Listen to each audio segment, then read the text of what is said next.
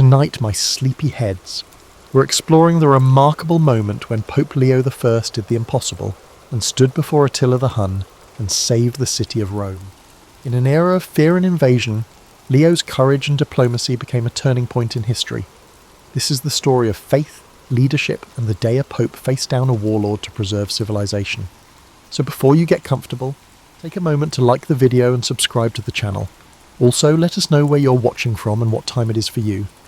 To ensure a peaceful rest, please dim your lights to a minimum, turn on your fan to create the perfect noise, and let's commence this fantastic story. In the waning days of Rome's glory, a young deacon named Leo quietly ascended to prominence. The Western Empire was in danger of disintegrating in the year 440. Instead of looking to senators or generals for advice, imperial officials looked to a churchman. At Emperor Valentinian III's behest, Leo journeyed to Gaul to mediate a bitter feud between General Aetius, Rome's most powerful commander, and the magistrate Albinus. The emperor's decision to entrust this delicate mission to Leo was significant, as the able deacon had established a reputation for prudence and authority beyond ecclesiastical circles. While Leo negotiated peace in Gaul, fate intervened back home. Pope Sixtus III died in Leo's absence, and on September the 29th, 440, the clergy and people of Rome unanimously elected Leo as Bishop of Rome. The news reached him up north. The mediator would now become the supreme pastor of the Western Church. Leo returned to a city in need of strong leadership. Stepping into the role of Bishop of Rome, later generations would hail him as Pope Leo the Great. He carried both humility and resolve. Rome in the 440s was a city of contrasts, still adorned with imperial marble and Christian basilicas, yet teeming with destitute refugees from barbarian invasions. Leo threw himself into the work. From the pulpit he preached not only doctrine but also charity. He organised relief for those suffering from famine and war, urging the faithful to practice mercy and almsgiving alongside their fasts. Under his guidance, the church opened its granaries to feed the hungry and its monasteries to shelter the homeless. Leo's compassion in action earned him a fatherly status among Romans. In a world where emperors taxed and generals fought, it was the Bishop of Rome who cared for the widow and orphan. However, Leo was not a passive individual. He was equally a man of ideas and unwavering determination. As heresies sprouted amid the turmoil of the times, Leo responded with intellectual rigour and firm discipline. When news came that certain priests in distant Aquileia were tolerating the Pelagian heresy, Leo swiftly ordered a synod to correct them.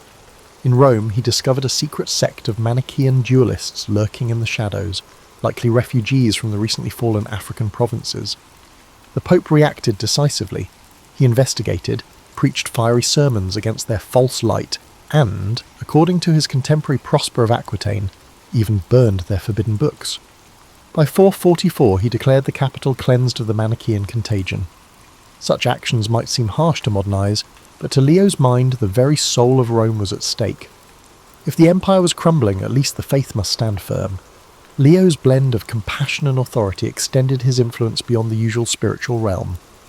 The Western imperial court itself acknowledged his leadership. In June 445, Emperor Valentinian III issued a remarkable decree recognizing the primacy of the Bishop of Rome based on the merits of Peter and the dignity of the ancient capital. Provincial governors were even ordered to enforce papal summonses, a legal nod to Leo's supremacy over Western Christendom. This feat was unprecedented. Once merely primus inter pares, first among equals of bishops, the Bishop of Rome now held a recognised preeminence. Under Leo's stewardship, the very title of Pope, once used broadly for any bishop, became reserved exclusively for Rome's bishop. The decline of the empire was sowing the seeds of the papacy's future grandeur. Despite these accolades, Leo remained at heart a pastor. He corresponded with distant churches, arbitrating disputes in Gaul and Spain as a trusted father figure. He drew around him learned men like Prosper to assist in administration and correspondence.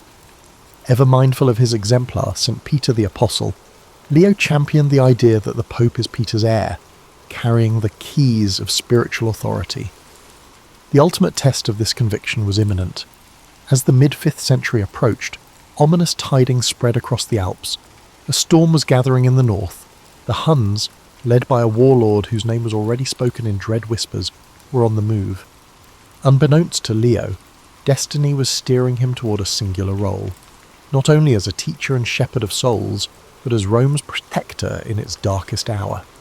The stage was set for an encounter that would resound through the ages, and the humble deacon-turned pope would soon be called upon to save an empire. Pope Leo I was solidifying his spiritual authority while the Western Roman Empire around him was on the verge of collapse. By the mid-5th century, Rome's dominion had shrunk to a pathetic core. Little more than Italy and part of Gaul, observers noted of the Western realm. The grandeur of Caesar and Augustus was now a ghost haunting crumbling walls. Gone were the rich provinces of North Africa. The Vandals had seized Carthage in 439, cutting off Rome's critical grain supply. Hispania and Gaul were carved up by Visigothic and Burgundian kings who paid only token respect to the emperor. Across the sea, Britannia, once a Roman diocese, was abandoned to wild Anglo-Saxon warlords. The Western Empire in Leo's time was essentially an Italian kingdom struggling to survive, its frontiers pressed on all sides by so-called barbarians, and its treasury drained. The city of Rome itself, though still symbolically powerful, was a mere shadow of its former self. The imperial court had long since relocated to Ravenna, a marsh-girt city easier to defend. In Rome, ancient monuments decayed even as new churches rose. The populace, much diminished from a century ago, lived in uneasy suspense. Memories of the Visigoth sack of 410 still lingered like a national trauma. Elderly Romans could recall the horror when Alaric's Goths breached the walls and looted the Eternal City for 3 days. The psychological scar had not healed. Now, 4 decades later, rumours spread that an even fiercer enemy was approaching Italy's borders. Children heard frightening tales of the Hun with his ruthless horsemen and felt their parents' anxiety. Many asked, was history repeating itself? Or worse, was this the end of Rome at last? In the palaces of Ravenna, Emperor Valentinian III reigned in name, but real power was precariously balanced. The true strongman was Flavius Aetius, the Magister Militum, master of soldiers. Famed for both his cunning and his controversial alliances, Aetius had spent his youth as a hostage among the Huns, even befriending their leaders. Hardened by that experience, he knew Rome could not fight all its enemies at once. With grim pragmatism, Aetius had struck deals with some barbarians to fight others. In 437 he formed an alliance with Attila's Huns to demolish the Burgundian kingdom in Gaul, eradicating it from its core. Western Rome was forced to play a desperate game of divide et impera in order to survive. By the late 440s, Aetius managed a fragile coalition holding Gaul against the Visigoths and Italy against the Ostrogoths. But the Huns, once his occasional allies, were becoming an ever greater threat. Aetius knew Attila's character too well. The Hun king's ambitions had no limit. The cultural fabric of the empire was also fraying. The old pagan aristocracy had mostly bowed to Christianity, but not always sincerely. Some clung to classical traditions and nostalgic dreams of Rome's past, while the new reality, a Christian empire fighting for its life, demanded a different ethos. In this atmosphere, spiritual interpretations of Rome's misfortune flourished. Many Christian Romans, Leo among them, viewed the successive calamities as divine chastisement for the empire's sins. Was God using barbarian invaders as a scourge to humble Rome? The question was pondered in sermons and letters. Decades earlier, St. Augustine had written The City of God after the 410 sack, explaining that earthly empires rise and fall while the City of God endures. Now Augustine was gone. He had died in 430 as Vandals besieged his city of Hippo, but his ideas lived on. Pope Leo, steeped in such theology, urged his flock not to lose faith. If the empire was crumbling, perhaps it was all the more urgent to uphold Christian virtue and unity. By 450, the Western court was rife with intrigue and insecurity. Emperor Valentinian, never a strong ruler, was dominated first by his formidable mother, Galla Placidia, and then by Aetius. With Placidia's death in 450 and the emperor's own sister Honoria embroiled in scandal, she had secretly appealed to Attila for help escaping an arranged marriage, offering him her hand, and half the empire as dowry. The dynasty itself seemed to teeter. When reports came that Attila had considered Honoria's plea and was mustering his forces, panic swept the Italian elite. Attila's reputation as the scourge of God preceded him. He had already bullied the Eastern Empire into paying enormous tribute, and now he cast his covetous gaze westward. In the spring of 451, Attila marched into Gaul. The showdown came on the Catalaunian plains near Chalons. There, Aetius, joined by Roman troops and various foederati allies, Visigoths, Franks, confronted the Huns in one of antiquity's great battles. The fight was brutal and indecisive. Attila's advance was halted, but not decisively crushed. Corpses littered the plain, and the Visigothic king was slain in the fray. But Attila lived to fight another day. The Battle of Chalons, instead of a clear Roman victory, resulted in a Pyrrhic stalemate that left the Hunnic horde battered yet intact. Gaul had taken the brunt of Attila's wrath, giving Italy a moment of relief, but the respite was fleeting. Late in 451, as winter fell, unsettling news reached Rome. Attila had regrouped his forces beyond the Alps. The Hun was far from finished. In fact, he was enraged. They had thwarted his campaign in Gaul, leaving his appetite for conquest unsated. Honoria's offer still stood as a convenient pretext. In Attila's mind, the dowry he demanded, half of the Western Empire, remained unpaid. Early the next year, scouts and refugees brought terrifying reports. Attila was crossing into Italy. City after city in the northern provinces was falling to fire and sword. The spectre that had loomed so long was now at hand. Rome's darkest hour was approaching, even as its secular might was at its weakest. The people's hopes increasingly turned to prayer, and to the unassuming figure of Pope Leo, whose courage and faith would soon be tested as never before. In the gathering gloom of the 450s, Pope Leo I emerged as more than a religious leader. He became the soul of a dying empire. While legions faltered and emperors dithered, Leo provided a different kind of strength, one rooted in faith and moral conviction. He often preached that earthly turmoils were transient, but the spiritual battle for righteousness was eternal. Leo's unwavering faith in the unique function of his position fueled his confidence. As Bishop of Rome, he saw himself as heir to St. Peter, the Apostle Christ had charged with feeding his sheep. To Leo, the task was no mere honorific. It was a living mandate. In one letter he wrote, "To deny the authority of the chair of Peter is to question the very foundation of the Church." He strove to live up to that high calling, convinced that in his leadership the voice of the apostles echoed anew. This conviction was dramatically vindicated in 451 at the Great Council of Chalcedon, a church synod convened far to the east in Asia Minor to settle a theological crisis. Leo could not attend in person, troubles in the west kept him in Rome, but he sent legates bearing a document he authored, the famous Tome of Leo. This tome clearly defined the dual nature of Christ, both fully God and fully man, and was intended to guide the Council Fathers out of contentious debate. As the assembly of bishops read Leo's words aloud, a sudden unity swept the hall. According to the council records, the bishops cried out in unison, "This is the faith of the Fathers. Peter has spoken thus through Leo." In that acclamation, Leo's authority was affirmed in an almost mystical way. It was as if St. Peter himself had stood among them, teaching through Leo's voice. The Roman Pope's stature soared. He was now revered as Leo the Great, a pillar of orthodoxy and a figure of international renown. For Leo personally, it was confirmation that his leadership carried not just human approval, but divine sanction. Back in Rome, Leo leveraged this moral authority to bolster the city's resolve. He preached frequently to his flock, tailoring his message to the tumultuous times. In homilies, he called the invasion threats a test of faith. Drawing on scripture, he likened Rome to the biblical Nineveh, a mighty city that could be spared from destruction if its people repented and turned to God. He urged public fasting and prayer vigils, and it was said that the churches were filled day and night with supplicants crying for deliverance. The Pope himself led processions through the streets, venerating relics of saints and imploring heavenly aid to avert the scourge approaching Italy.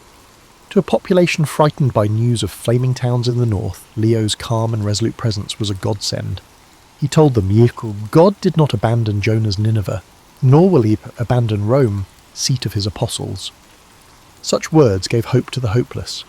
Leo's influence extended even into the imperial palace. When Emperor Valentinian III and his court vacillated on how to deal with Attila's impending onslaught, Leo did not hesitate to offer counsel. Some accounts suggest it was Leo who volunteered to personally meet the Hun, a proposal that stunned the imperial advisors. Others say the idea originated from the emperor, who realised that no general or diplomat had the gravitas to face Attila on equal terms, whereas the saintly Bishop of Rome just might. Regardless, by the beginning of 452, everyone's attention was focused on Leo. possibly the sole individual capable of saving Rome from the abyss. It was a heavy burden for a man of the cloth, yet Leo prepared to shoulder it with the same sense of duty that had guided him all along. There was a profound symbolism in Leo's stepping forward. Here was a representative of spiritual authority confronting the might of worldly violence.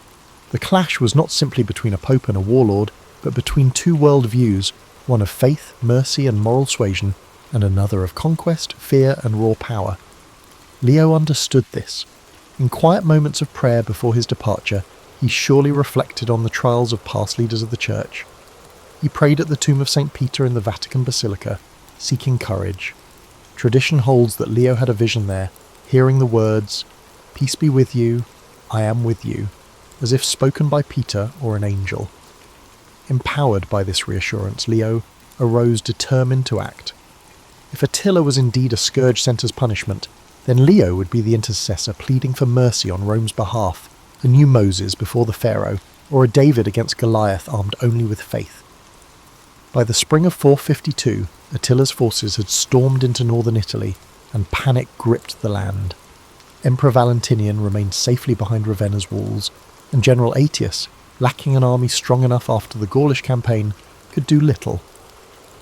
It was in this vacuum of secular leadership that Leo's moment arrived. The Pope gathered a small delegation to accompany him, among them the former consul Gennadius Avienus and the ex-prefect Memmius Trigetius, distinguished Romans who lent political weight to the embassy. But there was no question who led it. Dressed not in armour, but in simple clerical robes, Leo set out northward, determined to confront the unconfrontable. As he left the gates of Rome, citizens wept and cheered him in equal measure, praying for his success, fearing for his safety. Behind him trailed an austere retinue of priests and deacons carrying holy relics and perhaps gifts for the Hun king. It was an unprecedented sight, the vicar of Christ riding forth to meet the terror of the world. The sun-baked Italian roads ahead were uncertain, but Leo's purpose was clear. In his heart burned both the courage of a lion and the compassion of a shepherd. Whatever happened on this journey, Rome's fate and Leo's legacy would forever be intertwined on that fateful day when faith stood face to face with fury. While Leo advanced north, Attila the Hun drove his war host relentlessly south. To understand the collision course of these two figures, one must step into Attila's world, a world of vast open. The vast steppes echoed with thundering hooves, symbolising a destiny forged in blood and superstition. Attila was no ordinary barbarian chieftain. He styled himself as something far grander, even cosmic.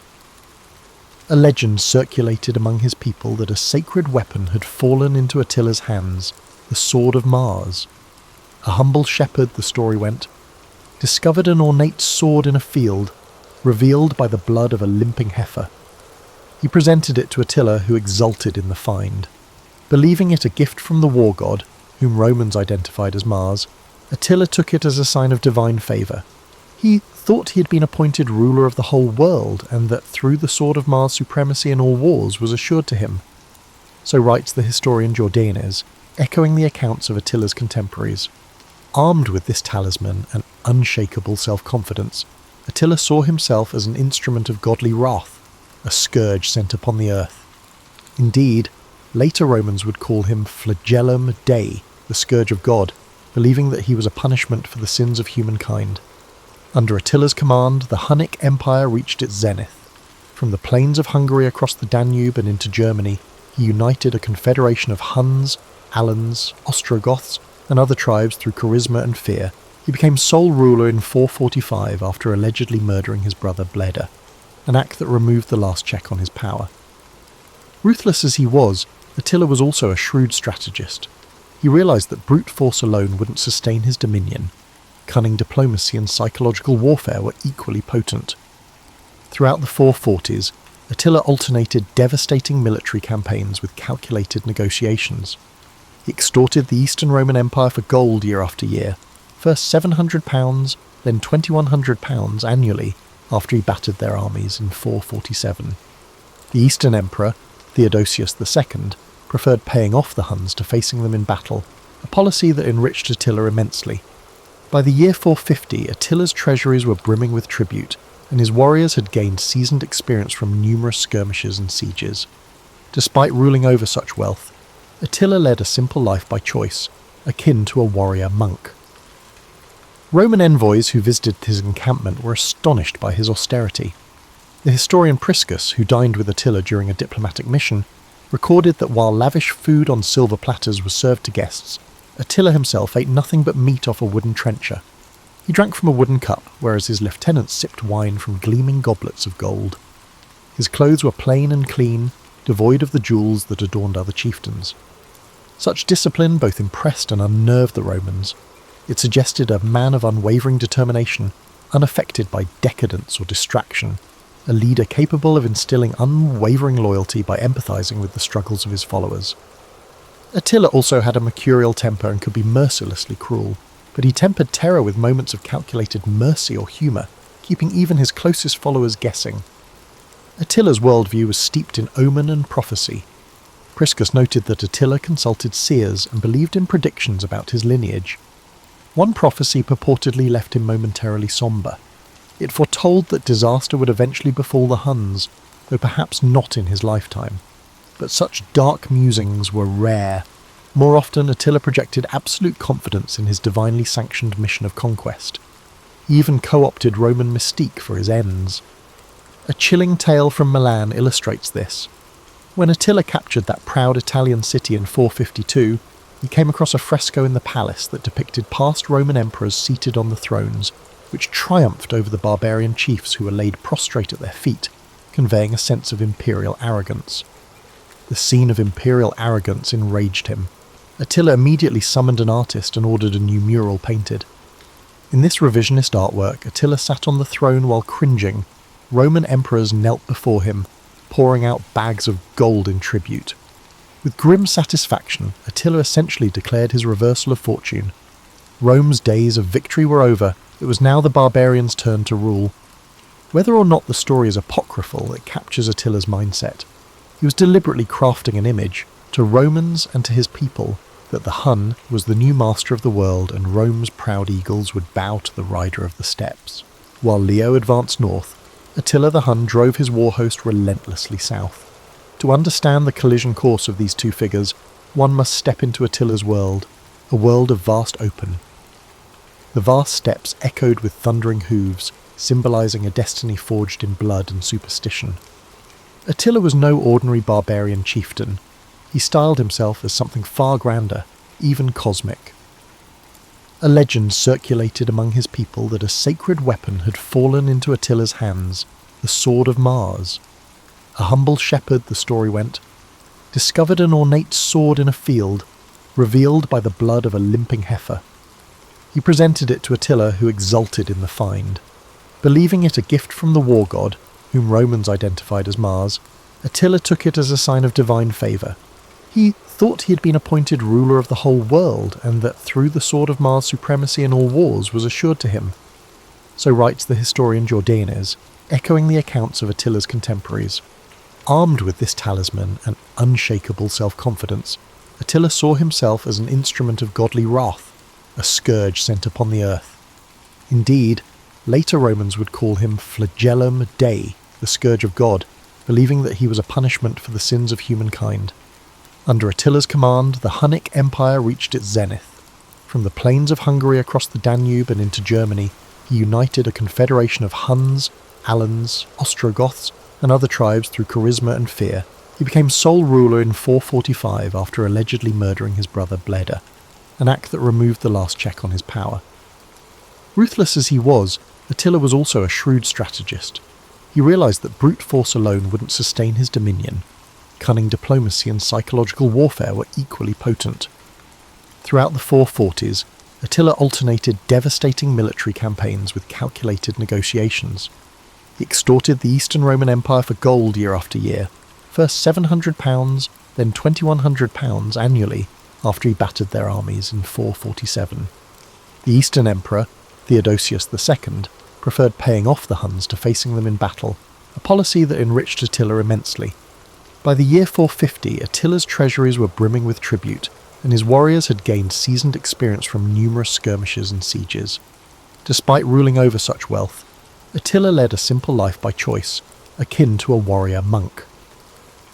Roman envoys who visited his encampment were astonished by his austerity.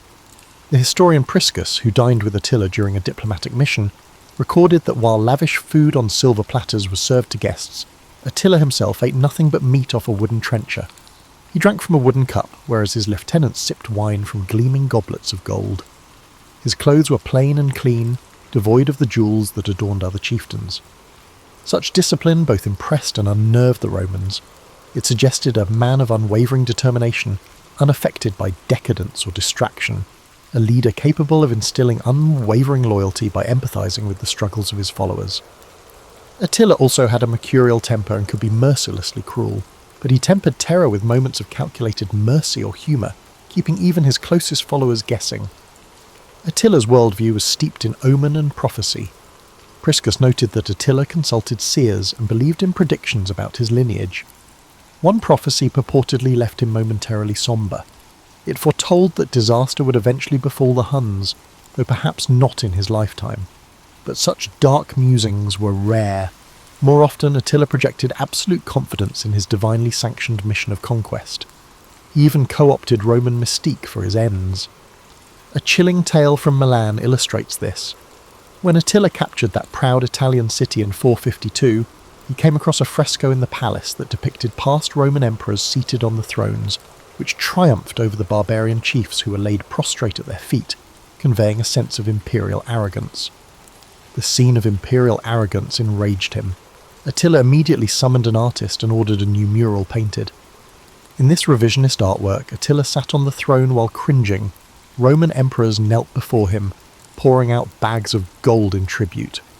With grim satisfaction, Attila essentially declared his reversal of fortune. Rome's days of victory were over. It was now the barbarians' turn to rule. Whether or not the story is apocryphal, it captures Attila's mindset.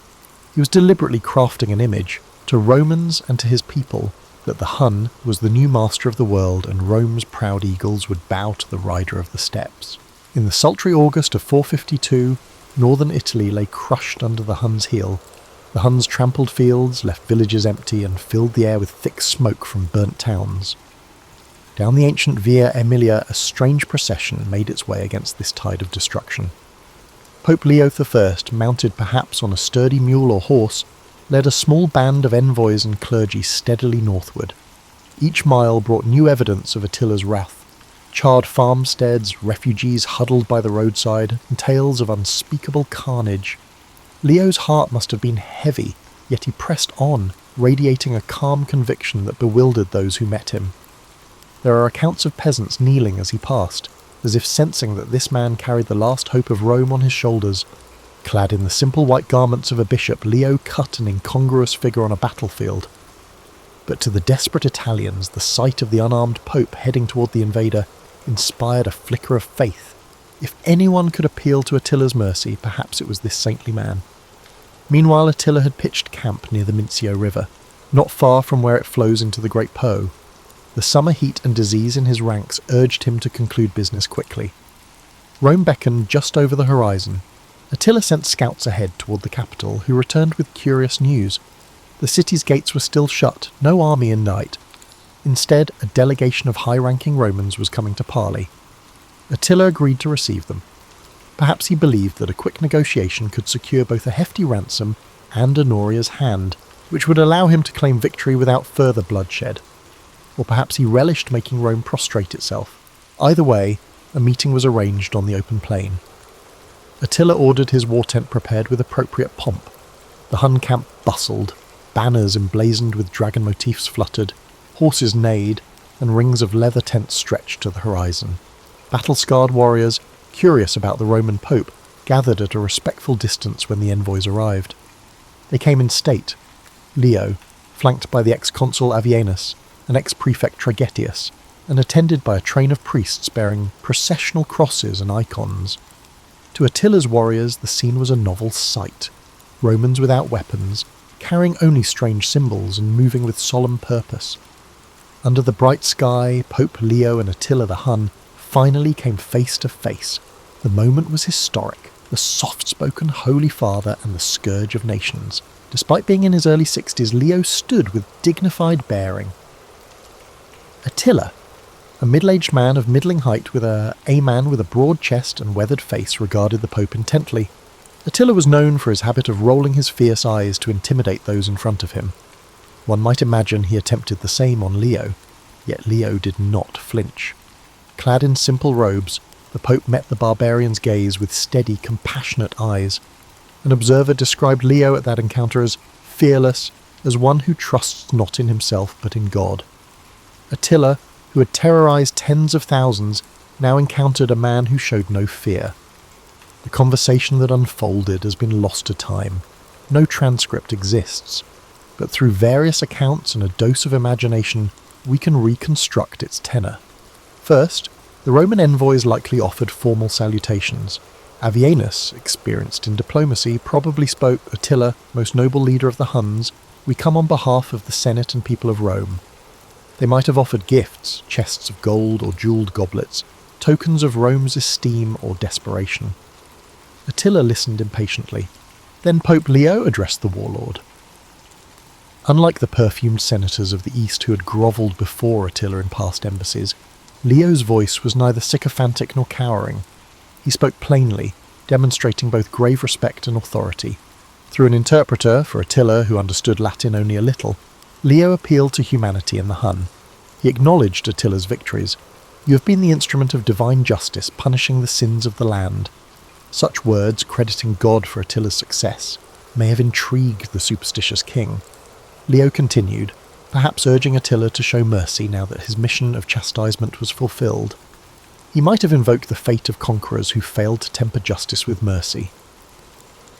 Certainly Leo reminded Attila of the transience of mortal life.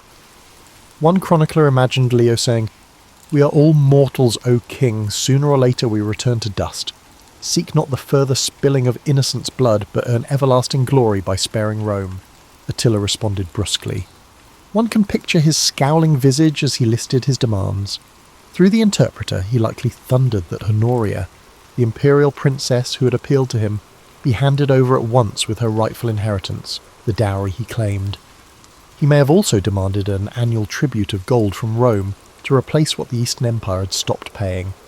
Attila was a man used to dictating terms, yet even as he spoke, something gnawed at him.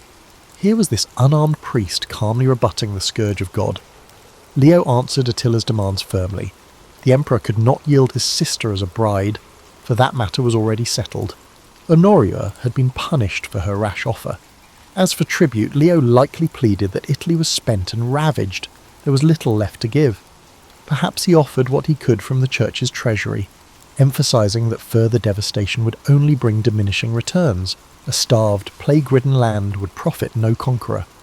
As the negotiations seesawed, Attila's temper might have flared, but each time Leo responded with steady reasoning and moral exhortation. He reminded Attila of Alaric's fate. The Goth had died soon after taking Rome. Was it truly wise to risk the same anger of heaven? Attila's pagan priests in his retinue exchanged nervous glances.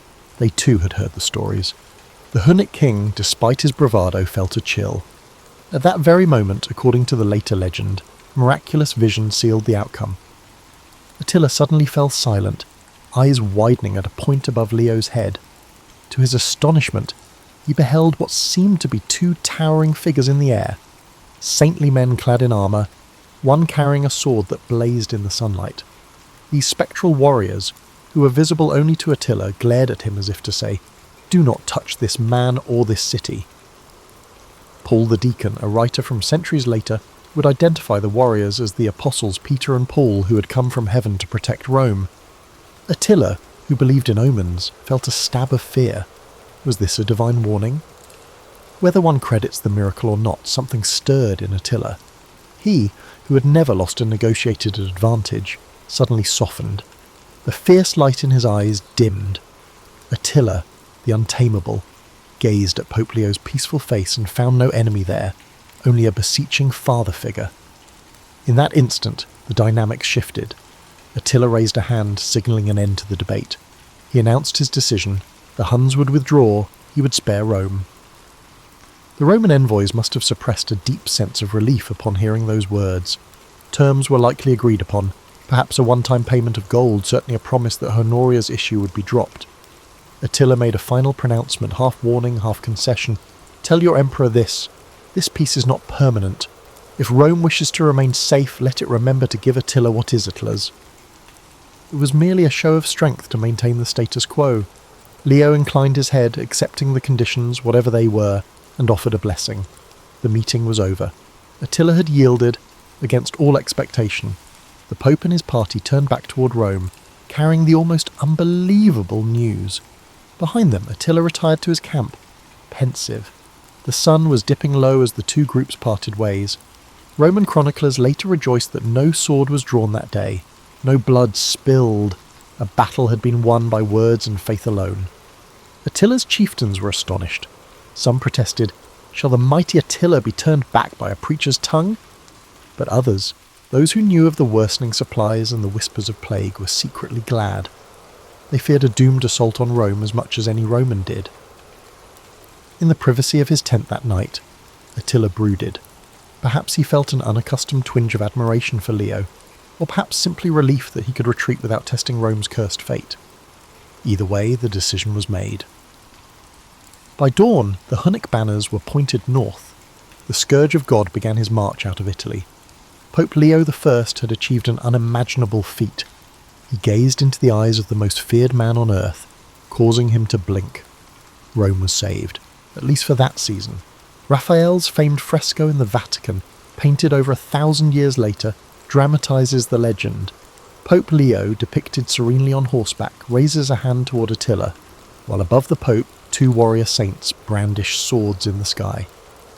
This artistic fantasy captures the essence of how contemporaries and posterity viewed the encounter in 452, a turning point where the tide of destruction miraculously halted at the gates of Rome. Leo saved Rome on that fateful day near Mantua, not through the use of force, but through the strength of his character and faith. The aftermath of the meeting was immediate and profound. As word spread that Attila had turned back, a wave of incredulous joy swept through Italy. In Rome, anxious citizens waiting for news could scarcely believe it. The city and their lives had been spared. Many attributed it entirely to divine intervention thanks to Leo's sanctity. The Pope's status reached unprecedented heights. Rome welcomed him back as Pater Patria, the father of the fatherland, a title no humble churchman had ever held. The relieved Romans truly deserved to call Leo Magnus the Great. Historians through the ages have debated why Attila withdrew. Some near-contemporary observers, like the chronicler Prosper of Aquitaine, insisted that it was Leo's personal impact on Attila that made the difference, that the Hun was so impressed by the holy man's courage and eloquence that he simply gave up his designs. Another source, the historian Priscus, who knew Attila's court firsthand, offered a more pragmatic rationale. Attila's men were growing afraid. They recalled how Alaric had died after sacking Rome, and they urged Attila not to invite a similar curse. Modern scholars point to logistics and disease. Indeed, a later chronicle suggests that at that very time, plague was ravaging Attila's army, and supplies were running perilously low, while the Eastern Emperor Marcian had dispatched troops to harry Attila's homeland. Surrounded by ill omens, sickness in camp, hostile forces gathering elsewhere, and the psychological weight of Rome's spiritual clout, Attila likely calculated that discretion outweighed valour. Whatever mix of motives one assigns, the result is indisputable. Attila suddenly retreated, and he never returned. The scourge of God had scourged enough. Leo's triumph, however, was not a permanent deliverance. He knew as much. According to ancient accounts, Attila sent a message upon his departure, threatening to return unless Honoria handed over her inheritance. Attila made this gesture to save face, but in reality he had lost his chance. The following year, in 453, Attila the Hun tragically passed away on the eve of his latest wedding feast. The legendary conqueror succumbed not on the battlefield but in his marital bed, reportedly bursting a blood vessel and choking on his blood after heavy drinking. His bride Ildiko awoke to a corpse. The superstitious saw divine justice in this inglorious end. With Attila's death, the unity of the Hunnic Empire perished. His sons quarrelled and, within a decade, the Huns ceased to be a major threat. Rome had survived Attila. However, the lifespan of the Western Roman Empire was short. In 455, just 3 years after Leo's encounter with Attila, Rome faced another deadly menace. Genseric, king of the Vandals sailed his fleets from North Africa and landed at Ostia. This time there was no massive barbarian host at the gates, but a naval invasion. Emperor Valentinian III had been assassinated. Political chaos reigned. Once again, Leo filled the void. Unarmed and accompanied by his clergy, he went out to meet Genseric, employing the same courage and moral plea he had with Attila. The Vandal was a different man, however, and negotiations yielded only a partial success. Genseric agreed not to burn the city or massacre its inhabitants, but he would plunder, and plunder he did. For 2 weeks in June 455, the Vandals methodically looted Rome. The treasures of ages, the Temple of Jupiter's gilded roof and the spoils Titus had taken from Jerusalem, were carted off to Vandal Africa. Leo could not prevent this humiliation. Nonetheless, even Genseric's begrudging restraint was attributed to Leo's influence. The Pope's entreaties at least spared Rome the flames. The massive basilicas of St. Peter and St. Paul, where terrified citizens had flocked for sanctuary, were left intact by Vandal hands. This mitigation counted as another testimony to Leo's clout. Once more, the secular authorities had utterly failed, and once more it was Leo, and Leo alone, who stood as Rome's protector. Pope Leo I lived on for a few more years after these tumultuous events, dying in 461. He was buried as a hero in Rome, his tomb adorned with the inscription Defender of the City. His legacy only grew with time. In ecclesiastical history, Leo is remembered for his theological contributions, the Tome of Leo and the strengthening of papal primacy. But in popular memory, it was the day he saved Rome that truly made him a legend. Over the centuries, the story of Leo and Attila acquired an almost mythical aura. Medieval writers embroidered it freely. The apparition of Saints Peter and Paul threatening Attila, hinted at in Paul the Deacon's 8th century account, became a staple of the tale. Artists immortalised the scene. Apart from Raphael's Renaissance fresco, earlier the Baroque sculptor Algardi carved a grand relief in St. Peter's itself, showing Leo backed by heavenly figures driving away the Hun. Such images reinforced the narrative that Rome was saved not by human might but by divine intervention, channeled through Leo the Great. Yet for all the embellishment, the core truth endures and rings down the ages. In a moment of existential peril, when the material defences of an ancient civilization had failed, one man's moral courage prevailed. Leo's encounter with Attila stands as a testament to the power of persuasion over the sword and of faith over fear. It highlights the shifting world of the 5th century. As the Western Empire crumbled, the spiritual authority of the Church was rising to fill the void. Leo's success with Attila wasn't just a lucky diplomatic coup, it was a sign of the new epoch dawning. In the centuries that followed the fall of Rome, the last emperor would be deposed in 476, just 24 years after Leo's stand. The bishops of Rome, now firmly called popes, would increasingly assume roles of civic leadership, protectors, and power brokers in the remnants of empire. Leo had set the example. He showed that a pope could marshal not armies, but something perhaps equally compelling: moral suasion, unity, and hope in the face of despair. In separating myth from reality, modern historians acknowledge the practical factors that led to Attila's retreat: hunger, disease, and strategic considerations, but they also acknowledge that Leo's diplomatic mission was crucial. Without it, Attila might have lingered long enough to sack Rome before those factors fully unravelled his campaign. Leo gave Attila a face-saving exit and a spiritual scare to boot. That was enough. In the summer of 422, an unlikely saviour in a plain cassock saved the Eternal City from annihilation. For the generation that witnessed it, there could be no doubt. Pope Leo I had saved Rome. It was a bright spot in an age of collapse, a story retold with gratitude and awe. To this day, when one stands in St. Peter's and looks up at the marble relief of Leo driving away Attila, one is reminded of the power of courage and faith to alter the course of history. In Leo's voice lay the echo of an empire's spirit, and the promise that even in history's darkest chapters, a single steadfast soul can shine brightly enough to turn back the tide of destruction, if only for a moment. And occasionally, that moment is all that civilization needs to survive. The sun set on the Western Roman Empire not with a single cataclysm, but through decades of slow decay. Pope Leo I, however, had already sealed his place in the annals of survival, diplomacy, and faith. As Rome's political fabric crumbled, Leo's influence continued to expand. Even in death in 461, his legacy was carried on by popes who modelled themselves not just after St. Peter, But after Leo's blend of spiritual fervour and diplomatic steel, his tomb in the old St. Peter's Basilica became a shrine not only of theological memory, but of civic pride, a place Romans could point to and say, "This man stood when others fled." The 5th century saw chaos, fragmentation and loss. Italy became a patchwork of Gothic rulers, Gaul drifted toward Frankish hands, and Africa became a Vandal kingdom. Yet the institutional church remained remarkably cohesive. This was, in part, Leo's doing. His letters had established a papal administrative style that reached bishops far beyond the crumbling empire's borders. His tome had crystallized Christology for centuries to come. His sermons, preserved, copied and studied, continued to nourish Christian identity in a post-imperial world. Yet the story of Leo's meeting with Attila continued to evolve, not just in church memory but in public imagination. The miracle, whether historically accurate or not, resonated deeply. In a world of collapsing order, the myth of a shepherd confronting the wolf and turning him away felt truer than any dusty chronicle. Artists, poets, theologians, and even emperors clung to this narrative. Leo's courage became archetypal, echoed in later eras when popes would stand up to kings, emperors, or even fascist regimes.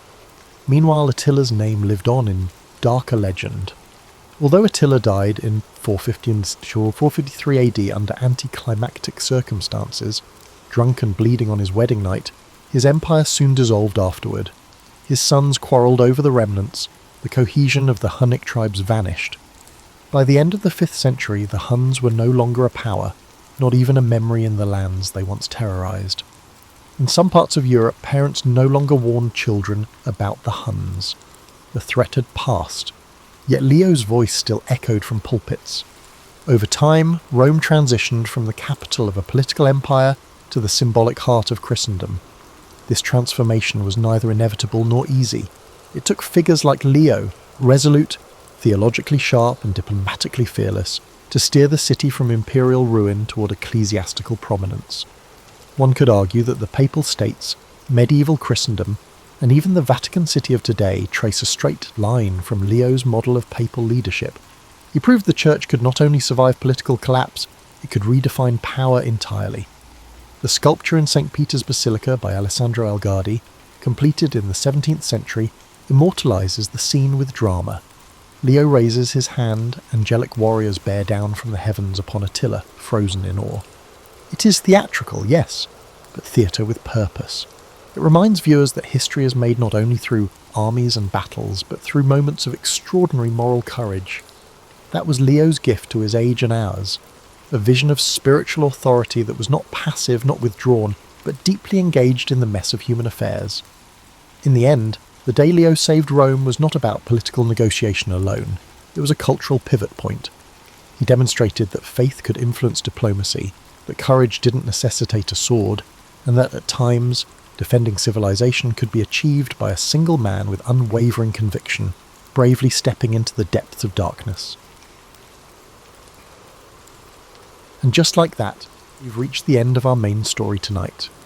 How Pope Leo I did the impossible to save Rome is a reminder that sometimes words, not weapons, decide the fate of empires. The story tonight transported us to a time when the eternal city was on the brink of destruction, and the courage, diplomacy and quiet strength of one man halted the destruction. We explored not just the historical weight of his actions, but the almost surreal calm he brought in the face of chaos. If you're still struggling to fall asleep, don't worry. More stories are coming designed to untangle the mind and ease you into a gentler rhythm. I love guiding you through these moments in history, and I'm honoured to help you find rest. You deserve peace, no matter how heavy the day has been, especially at the beginning of the week. Now I'll sit by the fire and sip my tea while the echoes of ancient footsteps fade away. Sweet dreams, my friends. And as always, sleep tight and good night.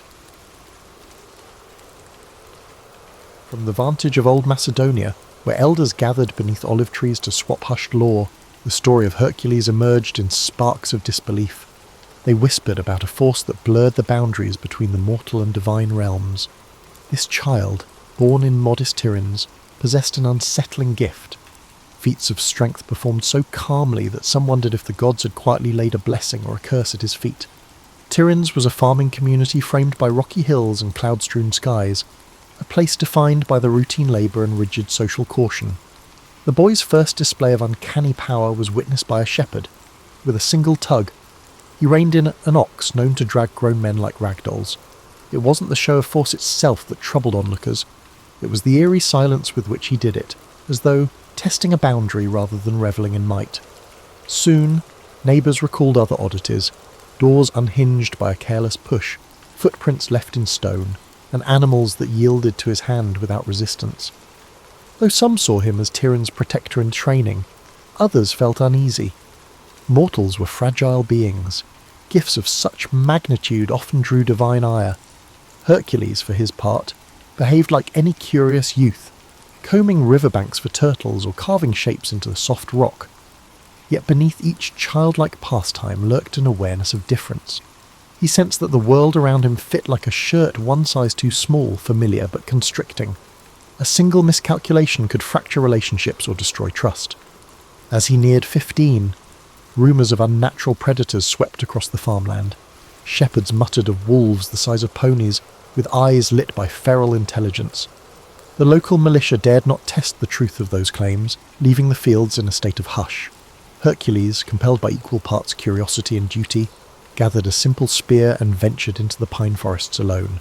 For 3 nights, the darkness swallowed him. On the 4th dawn, he reappeared at the village edge, clothes torn, blood running down his arms. Yet he carried no trophy, only the quiet certainty that the threat was gone. Word of his deeds spread through travellers' wagons and along shepherds' routes, echoing into lands beyond. It was said that the monstrous wolves vanished as swiftly as they had come. In the villagers' eyes, such might have signalled a guardian, or even a chosen instrument of the gods. Soon they built humble altars to honour him. They offered tiny bowls of grain and small cups of wine as offerings to the boy who had ensured their nights. Hercules accepted none of it openly. He would pause at those altars, gaze at them in faint puzzlement, then slip away. Inside him, a tug of longing clashed with the weight of expectation. He cherished the farmland's rhythms, morning light over tilled earth, the lull of cicadas in the summer. Yet each casual greeting now carried a jolt of awe, and every dirt path he roamed felt narrower, as though funneling him towards some vast unseen road. Occasionally, he stole into the hills to commune with nature's raw pulse, pressing his broad hands against boulders as though listening for whispered secrets of stone. Tiryns was never the seat of sophistication. Unlike Athens or Thebes, it lacked gilded temples and philosophical gatherings. In a way, the simplicity of Tiryns allowed Hercules to flourish without being overwhelmed by rumours. People accepted him, half wary, half hopeful, because they needed him. He held back storms that might devour them in a single gulp.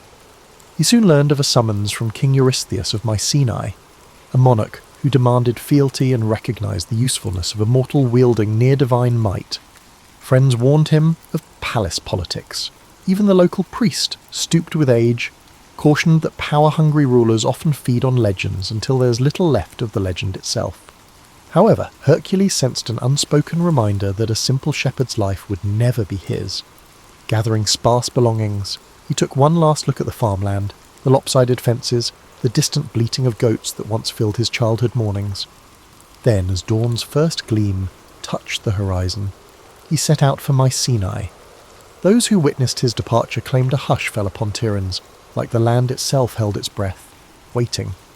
The path he walked would lead to triumph and sorrow, forging a destiny both luminous and shattering. In his heart, Hercules hoped to find a way back to quiet fields someday, but deep down, he suspected the gods had other plans entirely. The road to Mycenae stretched through rolling plains dotted with olive groves and jagged hillsides. Hercules travelled quietly, observing the land more than pondering the future.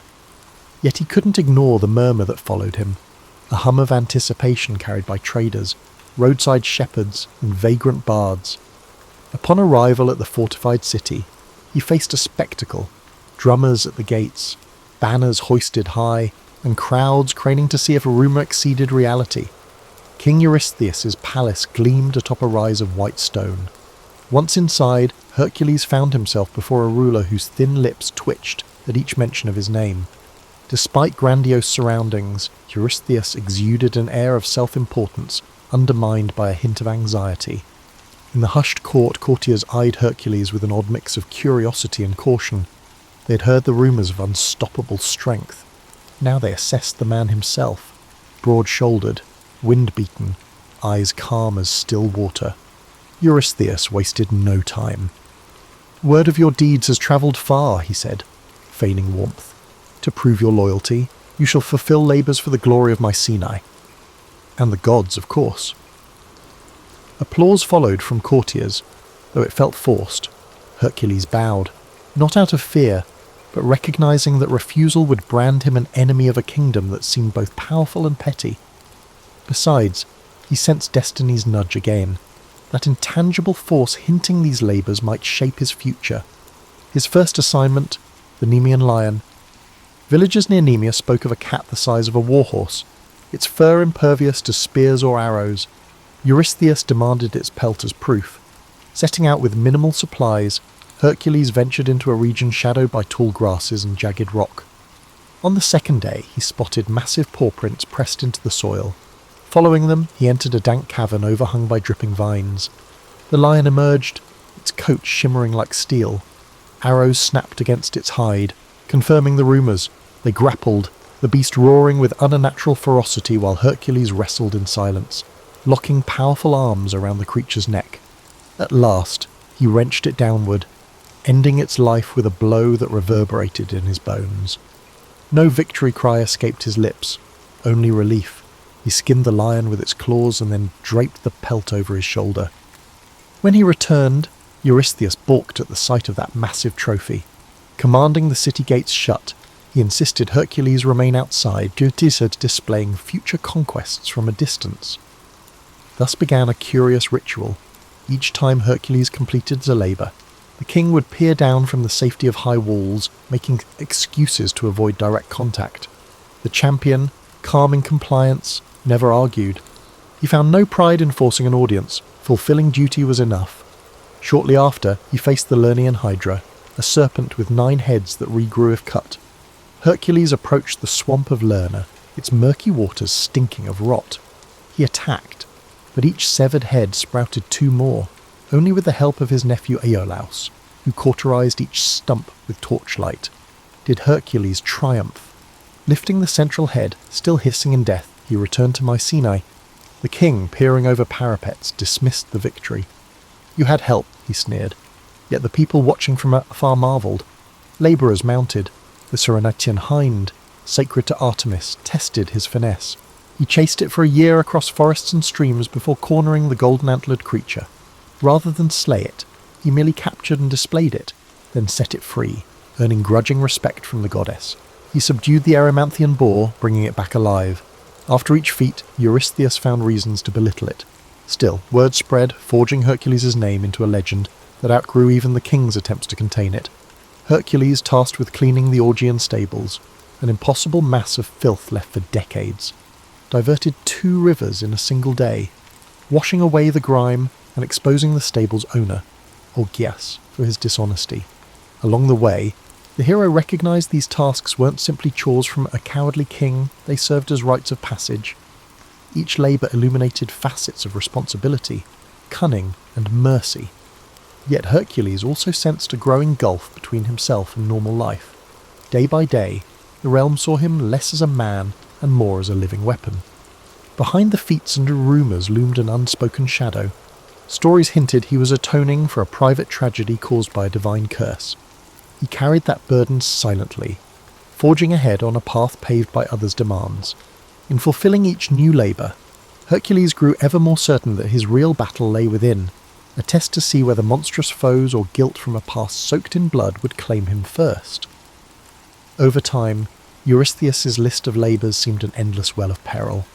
Some missions exuded a sense of malice, as if the king aimed to eliminate Hercules by challenging him to confront real-life nightmares. Yet it wasn't the magnitude of tasks that hollowed Hercules' spirit. It was the sense that each success fueled the king's resentment.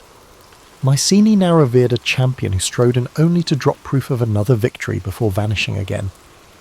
At dawn one day, a messenger gasping for breath approached Hercules outside the city walls. A threat lurked by Lake Stymphalus, where ravenous birds terrorized farmers. Their iron-like feathers cut flesh, and the beating of their wings filled the sky with a menacing clang. Stymphalian birds were rumoured to be spawn of an ancient curse, feasting on anyone who strayed near the marsh. Eurystheus' decree was terse: exterminate them. Travelling to the lake, Hercules found the marshland choked with tall reeds and stagnant water. At dusk, he glimpsed shadowy shapes perched in twisted trees.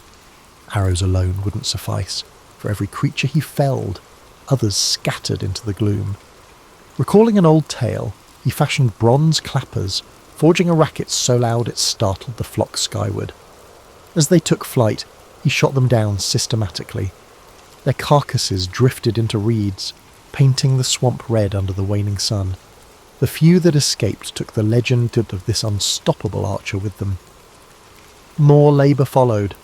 Fetching the Cretan bull, a massive beast rumoured to breathe fire, brought him face to face with an animal maddened by captivity. Rather than slay it, he subdued it and brought it to Mycenae, only to watch Eurystheus cower behind the gate. Later, capturing the mares of Diomedes required wrestling savage horses bred for violence. Some say Hercules fed Diomedes to his mares in a moment of grim poetic justice, ending their thirst for human flesh. Yet it was an act that left Hercules uneasy. Dispatching a tyrant solved one evil, but the memory haunted him. What lines separated righteous punishment from barbarity? In these wanderings, he discovered people who welcomed him as a living legend, yet recognised his underlying melancholy. Children peered around corners, hoping to see the giant who wrestled monsters. Old men offered wine, praising him as champion of the downtrodden. Occasionally, Hercules paused to help build a wall or fix a broken roof, acts of normalcy that anchored him to everyday life. But the moment always came when a new labour call or a rumour of a monstrous threat demanded his presence. At night, he grappled with nightmares. The unwritten story behind his forced servitude gnawed at him, a rumour that he'd once been driven crazed by Hera's wrath, causing him to commit unspeakable deeds against those he loved. Although few dared mention it aloud, the weight of that guilt never left his eyes. Even the unstoppable Hercules could not outrun sorrow that sprang from within. Eventually, Eurystheus delivered yet another test, to steal the girdle of Hippolyta, queen of the warrior women known as Amazons.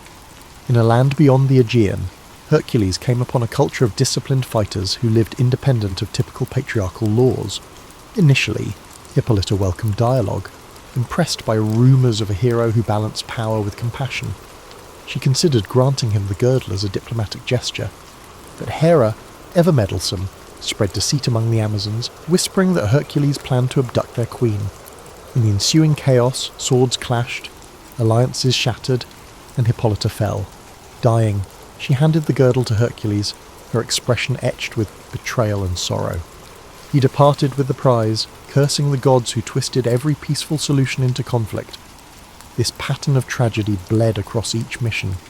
The more he accomplished, the less solace he found. The blame was easily laid at Eurystheus' feet, but Hercules understood that the seeds of discord came from the gods themselves, and from his heart, burdened by regrets. No monstrous hydra or invulnerable lion caused him as much pain as the memories he couldn't erase. Each labour, though celebrated by others, felt like an extension of penance. Still Hercules pressed on, partially out of duty and partially from an instinct that stopping might let darker forces run rampant. He was no politician, no orator, but people believed in him, and in their belief, he found a reason to shoulder his tortured past. So he continued, forging alliances with honest souls, meeting cunning foes in remote lands, and slaying nightmares so ordinary folk could rest at night. Through scorching deserts and perilous seas, Hercules roamed like a wandering guardian. His reputation derived more from his deeds than his words. Even so, a question circled endlessly in his mind. Would saving the world ever wash away the blood on his conscience, or was he doomed to carry his haunted legacy until the end? As the labours approached their conclusion, Hercules observed a change in the political landscape. Mycenae's commoners adored him, weaving new songs about his might, but the court seethed with jealousy. King Eurystheus, cornered by his decree, pressed onward with increasingly brazen demands. He ordered Hercules to journey to the far edges of the known world. Some suspected the king hoped the hero would never return, sparing him the embarrassment of living in another man's shadow. A test soon arrived in the form of the cattle of Geryon, the creature Geryon, rumoured to have 3 bodies fused into one, reigned over a sun-scorched land beyond the pillars marking the westernmost boundary of mortal travel. The prize, a herd of crimson cattle prized by gods and kings alike. Hercules set off, crossing mountain passes, scorching deserts, and nameless seas. He famously split a landmass to create a strait, some said in a moment of frustration, others as a statement of power, raising what would later be called the Pillars of Hercules. He eventually arrived at Geryon's domain, where a monstrous hound guarded the cattle. Battling Geryon demanded strategy, for each torso wielded a different weapon. Hercules exploited the confusion, striking while the giant struggled to coordinate his 3 minds. With Geryon slain, he herded the cattle through hostile territories, clashing with thieves and hostile kings along the way. His triumphant return to Mycenae, driving those surreal red-hided animals, caused a stir of both admiration and dread. Yet Eurystheus welcomed him only from a safe distance. Soldiers corralled the cattle, sacrificing many on Eurystheus's orders. The more the king tried to belittle Hercules' efforts, the more ordinary citizens hailed the hero as a saviour of the realm. Privately, Hercules remained unmoved by their cheers. Each new conquest carried echoes of moral conflict, as if he were a blade used by manipulative hands. Another monumental feat involved the golden apples of the Hesperides, guarded by a serpent coiled in a hidden orchard. Tales said the apples conferred immortality, though most mortals never reached the far-flung garden. Hercules travelled for months, uncertain if such a place truly existed. Eventually he encountered Atlas, the titan condemned to hold the sky on his shoulders. Seizing an opportunity, Hercules offered to take that cosmic burden temporarily if Atlas would fetch the apples. Atlas retrieved them, but then tried to abandon Hercules, hoping to free himself from eternal torment. Through a cunning ploy, Hercules tricked Atlas into reclaiming the heavens, walking off with the fabled fruit. When he presented the golden apples to Eurystheus, the king had no idea what to do with them. Legend says Athena herself intervened, returning the apples to their rightful place. In that moment, Hercules glimpsed the gods' casual involvement. They toyed with mortal affairs, granting fleeting favours or curses, shaping destinies as one might shuffle coins. He realised that each labour was less about Eurystheus' commands and more about the gods' inscrutable agenda and his path of atonement. Only one task remained, descending into the underworld to capture Cerberus, the 3-headed hound of Hades. This final labour surpassed mortal limits, for no living soul dared approach that dismal realm without invitation. Hercules ventured down the dark corridors of the earth, guided by wailing spirits and the unrelenting pull of cosmic gloom. Before the throne of Hades, he offered to wrestle Cerberus barehanded if permitted to bring the beast to the surface. The god of the dead consented, more amused than alarmed. Their struggle was fierce. Each of Cerberus's heads snapped and snarled, snake-like tails lashing in fury. Yet the hero subdued the beast, hauling it above ground to Mycenae's gates. When Eurystheus saw the snarling hound of death, he hid, trembling behind his walls. Hercules, mission done, gently returned Cerberus to Hades. With all labours completed, Hercules stood outside Mycenae's walls, eyes on the fortress that had dominated his life. He expected neither thanks nor release, for he understood his service wasn't to Eurystheus but to something deeper. Turning from the city, he felt both emptiness and freedom. He had conquered beasts and braved terrors unknown to mortal men. Now, the question loomed, could he conquer the shadows that clung to his heart? He walked away, the crowds uncertain whether to weep at his departure or celebrate their king's deliverance from jealousy. Quietly, Hercules carried with him the echoes of every monstrous roar, every anguished cry, forging a destiny severed from royal commands but still bound by the gods' inscrutable design. Released from Eurystheus' demands, Hercules drifted. Some claimed he roamed until he found a remote valley, building a modest home beside a sparkling brook. There, he tried to cultivate olives and vine crops, as though seeking normalcy. Villagers in the vicinity grew accustomed to spotting a giant figure mending fences or hauling timber. For the first time, he blended into daily life, if only briefly. Yet tranquility proved elusive. Strangers arrived, testing the legend. Some wanted to measure strength against the famed demigod, brandishing swords or arrogant boasts. Others offered alliances steeped in hidden agendas. Hercules repelled them, but each confrontation frayed the delicate peace. Rumours circulated about a new champion who might best him, and with each rumour came another challenger. Tiring of this drama, Hercules took to the road, relinquishing the valley to preserve its calm. He wandered from city to city, forging a reputation as a roving problem solver. In Attica, he drove away raiders who preyed on vulnerable farms. In Aetolia, he mediated disputes among tribal leaders too proud to seek peace themselves. Some towns offered him gold or titles, but he refused, yearning for something intangible that mortal wealth couldn't provide. Whispers of his identity preceded him. Children recited his labours as bedtime stories. Local bars named beverages after him, and travelling minstrels twisted details for dramatic flair. Along the way, Hercules encountered Deianira, a woman said to possess both keen intellect and resolute compassion. She saw through the aura of legend, urging him to confront the guilt that shadowed him. Her strength of spirit matched his physical might, and their bond blossomed into love. For a while, he believed he might carve out a life of shared purpose, perhaps leading a small settlement or teaching others to defend themselves without tyranny. They married, weaving fresh hopes into days that felt gentler, yet the old cycles returned. One evening, while travelling together, they encountered the centaur Nessus at a river crossing. Nessus offered to ferry Deianira across the water, but partway he revealed his intent to abduct her. Hercules, swift to act, let an arrow fly, its tip laced with hydra poison. The wounded centaur collapsed, blood soaking the shore. In his final breaths, he whispered deceit to Deianira. Should she ever fear losing Hercules' love, a garment stained with his blood would bind him to her. Moved by desperation, she gathered some of that blood, too distraught to see the trap. Life continued. Hercules continued to be a wandering force, with Deianira either by his side or anxiously waiting at home. Over time, she worried about rumours of his infidelity. Travelling the world exposed him to temptations, and his legend drew admirers of every stripe. In a moment of fragile insecurity, she recalled Nessus's final words. She treated a robe with the centaur's blood, believing it a charm that would secure Hercules' devotion. When Hercules donned it, the old poison ignited like living fire, adhering to his flesh. He tore at the fabric, but the agony only worsened, ripping his skin away. Realizing the horrifying betrayal, he raged in confusion, not knowing the entire truth of why the robe burned him alive. Faced with the insurmountable pain, he sensed no earthly remedy could quell it. Deianira, horrified by what she had caused, either fled or took her life. Accounts differ.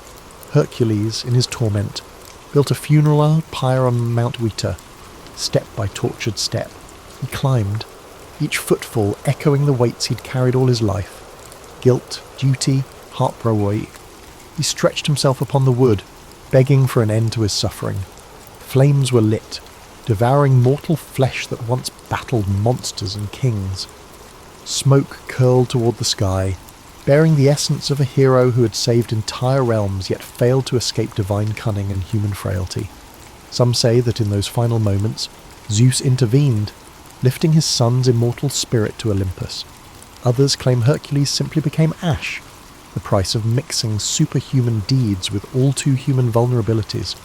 Wherever the truth lies, the legendary champion's last mortal breath vanished in male fulfilling of the destiny shaped by both triumph and agony. Even the wind seemed to pause in reverence, as though acknowledging that no beast or king had ever broken him as completely as love and betrayal.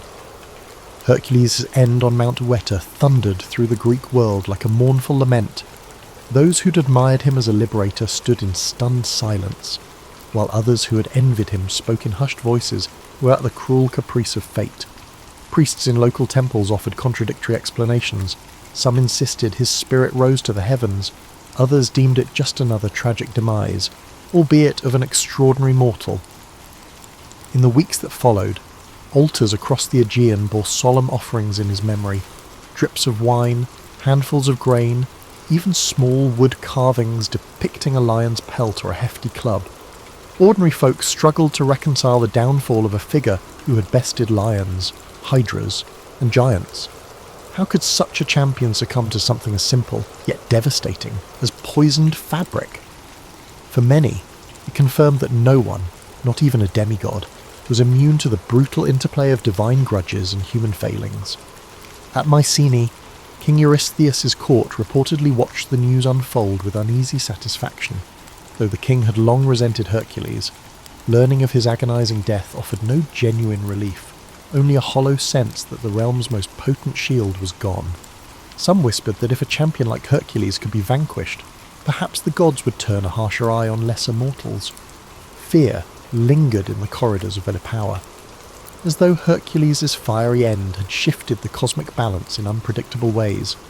Stories multiplied, as tales do. Certain bards favoured the uplifting version. Zeus, when eulogizing his son's heroism, welcomed him among the immortals. They spun visions of Hercules seated on Olympus, sipping ambrosia in the presence of swirling constellations. Others told the bleaker side, that the flames consumed not just his body, but every vestige of his once glorious spirit, scattering him into oblivion. Across the seas, foreign scribes embellished details, turning him into a half-legendary king in lands he never visited, or crediting him with feats he never performed. Amid these tales, Deianira's part in the tragedy sparked endless debate. Some portrayed her as a naive victim of Nessus' deception. Others painted her as a jealous spouse who rashly destroyed what she claimed to love. Still others insisted the real blame lay with the gods. To many listeners, it hardly mattered. Heartbreak had been the final monster Hercules couldn't defeat. Curiously, in small villages scattered near the sites of his labours, Hercules' memory retained a more grounded quality. In these pockets, older farmers recalled how he once repaired a broken dike or rescued a lost child in the midst of a colossal quest. Children heard bedtime stories of a giant who was kind enough to share bread with travellers in need. Here, the heroic feats remained awe-inspiring, but so did the everyday decency he displayed. Over time, that dichotomy, colossal strength paired with unfeigned humility, became the tapestry of his legend. Rulers from other city-states, seeing the potency of Hercules' name, erected shrines dedicated to him as a protective spirit. They wanted travellers to believe their territory enjoyed the hero's blessing. In some cities, small festivals arose, featuring contests of strength reminiscent of his fabled deeds. However, a whisper of caution permeated every public commemoration. Hercules had conquered monstrous beasts and overcome impossible tasks, yet a subtle sting from the mortal realm had undone him. Might alone could not outmaneuver fate or quell the complexities of love. For those who once knew him personally, warriors like Iolaus or local chiefs grateful for his help, his absence left an ache beyond description. They recalled the quiet convictions that guided him, the guilt that shadowed his eyes after each impossible feat. His final torment seemed a cosmic injustice, yet also a stark reminder that the line between divine and human was never clean. Hercules had walked that line throughout his life, wrestling monstrous forms on behalf of the powerless, while an invisible war of deities raged overhead. Over decades, recollections softened. Younger generations heard only the grand arcs, the Nemean lion, the Hydra, the unstoppable hero. Details of heartbreak and moral doubt vanished in the retellings, replaced by carved statues brandishing clubs or wearing lion skins. Yet in rare corners of Greece, the full story was preserved by those who had reason to remember. A titan among men who was neither wholly god nor entirely mortal, undone at last by the same vulnerabilities he had once tried to transcend. Thus, Hercules' flame burned on in the minds of those who found resonance in his struggles, even long after the funeral pyre's embers cooled to ash. Time and distance transformed Hercules from a man into a myth. Greek cities grew, allied and warred. New heroes rose and fell. In the retelling of old stories, his name emerged as a beacon of impossible feats. Philosophers invoked him as a parable, some praising perseverance, others warning against arrogance. In remote villages, older generations passed down more intimate accounts. How a colossal figure once mended a roof before chasing off marauders, or how he accepted a bowl of wine on a cold night without flaunting his stature. As the classical era gave way to Roman ascendancy, Hercules evolved into a Roman emblem. Soldiers prayed to Hercules Invictus, equating him with conquest and unrelenting will. Statues proliferated, from grand marble works in the Forum to tiny household shrines. Emperors, hungry for legitimacy, wrapped themselves in the demigod's imagery, hoping some shred of that timeless prowess might cloak their human frailties. However, the bragging about strength often overshadowed the deeper nuances of Hercules' trials. Centuries later, medieval scholars wrestled with pagan legacy, attempting to blend ancient myths into Christian frameworks. Hercules became a cautionary figure, powerful yet undone by sin and trickery. In the Renaissance, artists seized upon his heroic silhouette. Palaces displayed frescoes of him wrestling lions or heaving mountainsides, highlighting the human form in dynamic glory. Playwrights toyed with his persona, sometimes as tragic hero, sometimes as comedic foil, each era reinterpreting him anew. Despite these cultural metamorphoses, echoes of his true complexity endured. In certain monastic libraries, meticulous scribes noted lesser-known episodes. The moral agony behind his labours, the heartbreak that ended his mortal story, and the persistent question of whether he ever truly found peace. For some, he embodied the tragedy of a life shaped by the divine lineage yet rooted in mortal limitations. For others, he served as a beacon of aspiration, proof that mortal will could confront even the gods' designs and sometimes triumph. Beyond texts and statuary, Hercules lived on in the intangible realm of folk memory. Fishermen off distant coasts recited short prayers to him before braving storms, as if the old guardian might still shield them from the sea's wrath. Caravans crossing desert routes invoked his name for safe passage. Parents, uncertain how to quiet a restless child at night, spun lullabies of a gentle giant who once fought off wolves so families could sleep in safety. These understated tributes carried forward the essence of a hero who, despite divine drama, always answered mortal need. For a contemporary observer, perhaps in the middle decades of life, Hercules' tale resonates on several levels. There's the unbridled strength of youth, those unstoppable surges of ambition or optimism. Then there's the gradual intrusion of responsibility, regret, and heartbreak. Middle age can bring reflection, how even the strongest among us wrestle with past mistakes, unfulfilled desires, and the weight of moral compromise. Hercules, with his unstoppable arms and vulnerable heart, mirrors that universal dilemma. Overall, it's the dualities that define him. Saviour and destroyer, victor and victim, demigod and man. He soared above mortal confines yet remained shackled by the god's whims and his own remorse. Scholars today still debate the meaning of his final act. Was the funeral pyre a mere surrender to agony, or a deliberate transcendence of mortal bounds? Did the smoke carry him to Olympus, or was it a symbolic final note to the ballad of an exhausted hero? Some epilogues insist he found a measure of immortality, a seat among the pantheon, a cosmic nod to the labours he performed in the service of humanity and divine prerogative. Others claim his spirit roams the mortal realm, occasionally glimpsed in moments of dire need. Most accept that the ultimate truth, like so many ancient tales, remains wrapped in shifting layers of interpretation. And so Hercules remains, a fixture in the collective psyche. He stands for more than might alone. He stands for the cost of greatness, the fleeting nature of redemption, and the fragile boundary that separates gods from men.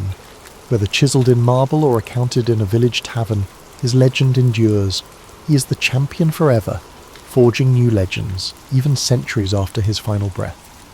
In that sense, Hercules lives on wherever human hearts still strive, endure, and grapple with the powers, divine or earthly, that shape our destinies. When we think of the Great Depression, we see dust storms and breadlines and sepia. Before we can appreciate the psychological impact of the economic collapse, we must remember the world that was lost. A world of extraordinary optimism and excessive consumerism that few today can imagine. By 1988, Americans believed in endless prosperity almost religiously. The typical manufacturing pay has increased by approximately 40% since the early 1920s. Most new urban homes have indoor plumbing, long a luxury. In less than a decade, car ownership rose from 8 million to 23 million. Perhaps most telling, 40% of American families, not just the wealthy but teachers, clerks and factory workers, invested in the stock market. "We thought we'd discovered economic immortality," said Philadelphia radio salesperson Martin Steinberg. "My customers bought Philcos and RCAs on installment plans with 10% down. I set up their new consoles as they discussed their investments. Miltman gave stock advice. Stock tips were given to the shoeshine boy. Those should have been warning signs, but we were drunk with affluence." Often forgotten is how boom times generated a strange isolation. Extended families that lived together for economic reasons split into nuclear units. Many young couples bought homes in new projects far from parents and grandparents. Americans' individualism and materialism damaged community institutions. Sunday became a day for new car drives, reducing church attendance. Local social clubs became commercial entertainment establishments. "When the crash came, we discovered how much we'd sacrificed for material goods," remarked late 1920s Boston girl Eleanor Winthrop. At an insurance company, my father was well positioned. We owned a Packard, Frigidaire, and phone. We scarcely knew our neighbours. Everyone competed for new gadgets and things. We had little. When my father lost his job in 1930, we had limited resources. They didn't know us well enough to help, and we were ashamed to ask for assistance. American society's atomization would be deadly during the economic crisis. Many families suffered alone without community safety nets. American banks were unexpectedly vulnerable to financial instability's first tremors. In the 1920s, bank accounts were uninsured, unlike today's FDIC-insured deposits. Most Americans didn't know their deposits financed speculative investments. People viewed the collapse of rural banks in the late 19th and early 20th centuries as a local issue, affecting backward rural communities. Continental Illinois bank teller Harold Jenkins recalls the denial. "Management assured us these rural bank failures in 28 were isolated cases attributable to deteriorating agricultural prices. The crucial connections were missed. Our loan officers approved mortgages with low down payments and margin loans for stock buyers.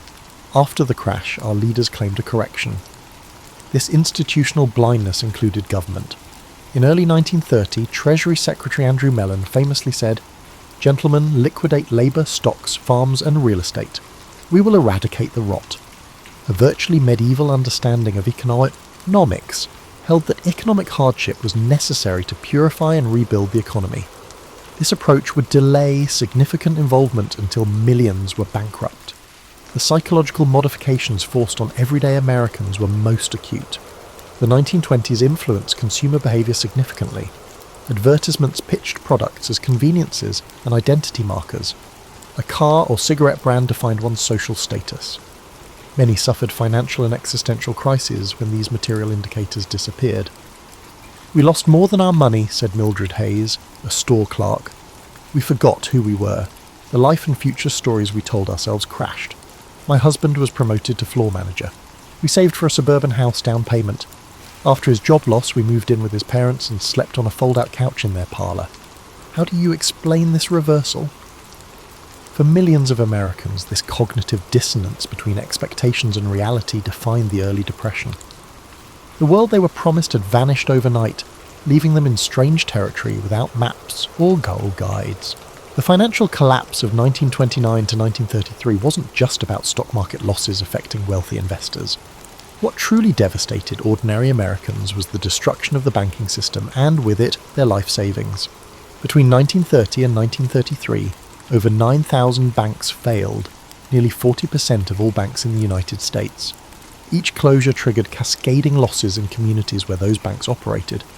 Unlike today's news cycle, which might report bank failures as abstract statistics, those closures were visceral, community-altering events. "I was walking to school when I saw the crowd outside First National," remembered Eunice Templeton, who was 12 years old in Galesburg, Illinois, when her town's largest bank closed. People were pounding on the doors, some women were crying. Mr. Hobart, who owned the hardware store, sat on the curb with his head in his hands. "My father lost $800, his entire savings. That night, Mother cut up an old dress to make me a new one for school. We have to be creative now," she said, her voice all tight like she was holding something back. What's rarely discussed in Depression histories is how the crisis transformed attitudes toward money itself. Before 1929, cash had been migrating from the mattress to the bank account as Americans embraced financial institutions. After the banking collapse, many developed a profound distrust of banks that would last generations. Communities responded by developing extraordinary alternatives to traditional currency. In Minneapolis, the organised unemployed created scrip certificates tied to hours of work. In California's Imperial Valley, farmers traded promissory notes backed by future crops. In Seattle, professionals formed exchange networks where doctors and lawyers traded services directly with plumbers and electricians. Wayne Thornton, a plumbing contractor in Des Moines, described his experience. Money just disappeared. I had customers who needed leaks fixed but couldn't pay cash. I started taking chickens, home-canned vegetables, and even furniture in exchange for work.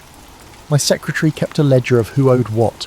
By 1922, I was only getting about 30% of my payments in actual currency. The rest was barter or promises. This collapse of conventional currency revealed something profound about money itself, that it exists primarily as a social agreement rather than an inherent value.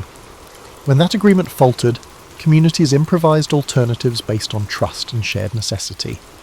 For children, the Depression's monetary lessons were particularly complex. Catherine Wagner, who grew up in San Francisco, recalled, "My father had been a successful attorney before the crash. Suddenly, he was accepting payment in firewood or fish. I remember asking for a nickel for candy, and my mother cried, not because we didn't have a nickel, we did, but because she understood that money now had to be hoarded, save for absolute necessities." The Depression's monetary transformation was also visible in how physical currency was treated.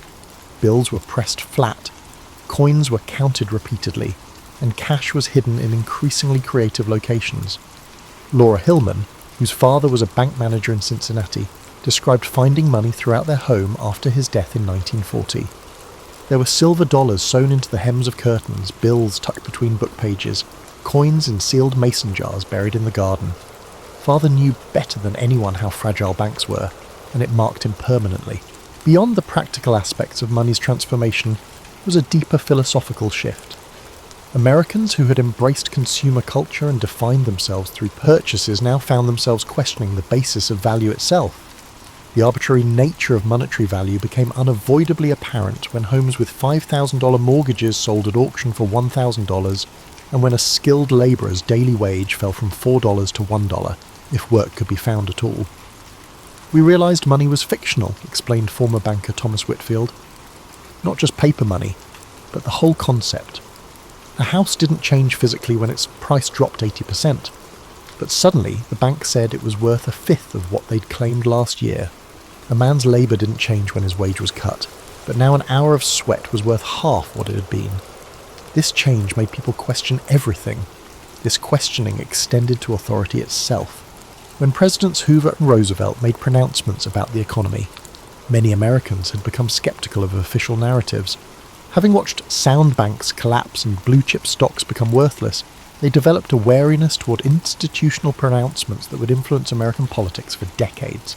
The Depression's monetary chaos also produced unexpected social effects. As cash became scarce, those who still had it gained outsized influence. Small-town bankers who had maintained liquidity, landlords who owned properties outright, and business owners who had avoided debt found themselves with disproportionate community power. This shift created new social hierarchies based less on traditional status markers and more on financial prudence, a virtue that had been largely dismissed during the exuberant 1920s. "The social order flipped," observed Harriet Crawley, a schoolteacher from Virginia. "The flashy spenders of the 20s were now destitute, while cautious savers became community leaders. Everyone thought our principal was a frugal miser, but he was the only one who could provide small loans to prevent faculty members from losing their homes. His influence grew tremendously. The psychological impact of the Depression created wounds that statistics can't capture, invisible scars that shaped behaviours, relationships and worldviews for generations. While historians often focus on economic metrics, the true legacy lived in changed minds and hearts. For adults who had established identities and expectations before the crash, the psychological toll was particularly severe. Dr. Edwin Matthews, who practiced medicine in Cleveland throughout the 1930s, observed, "I treated physical ailments, malnutrition, tuberculosis exacerbated by poor housing, industrial injuries, but the most common problems were psychological. Insomnia plagued former businessmen. Digestive disorders affected women trying to feed families on inadequate budgets. I observed tremors in hands that had previously been steady.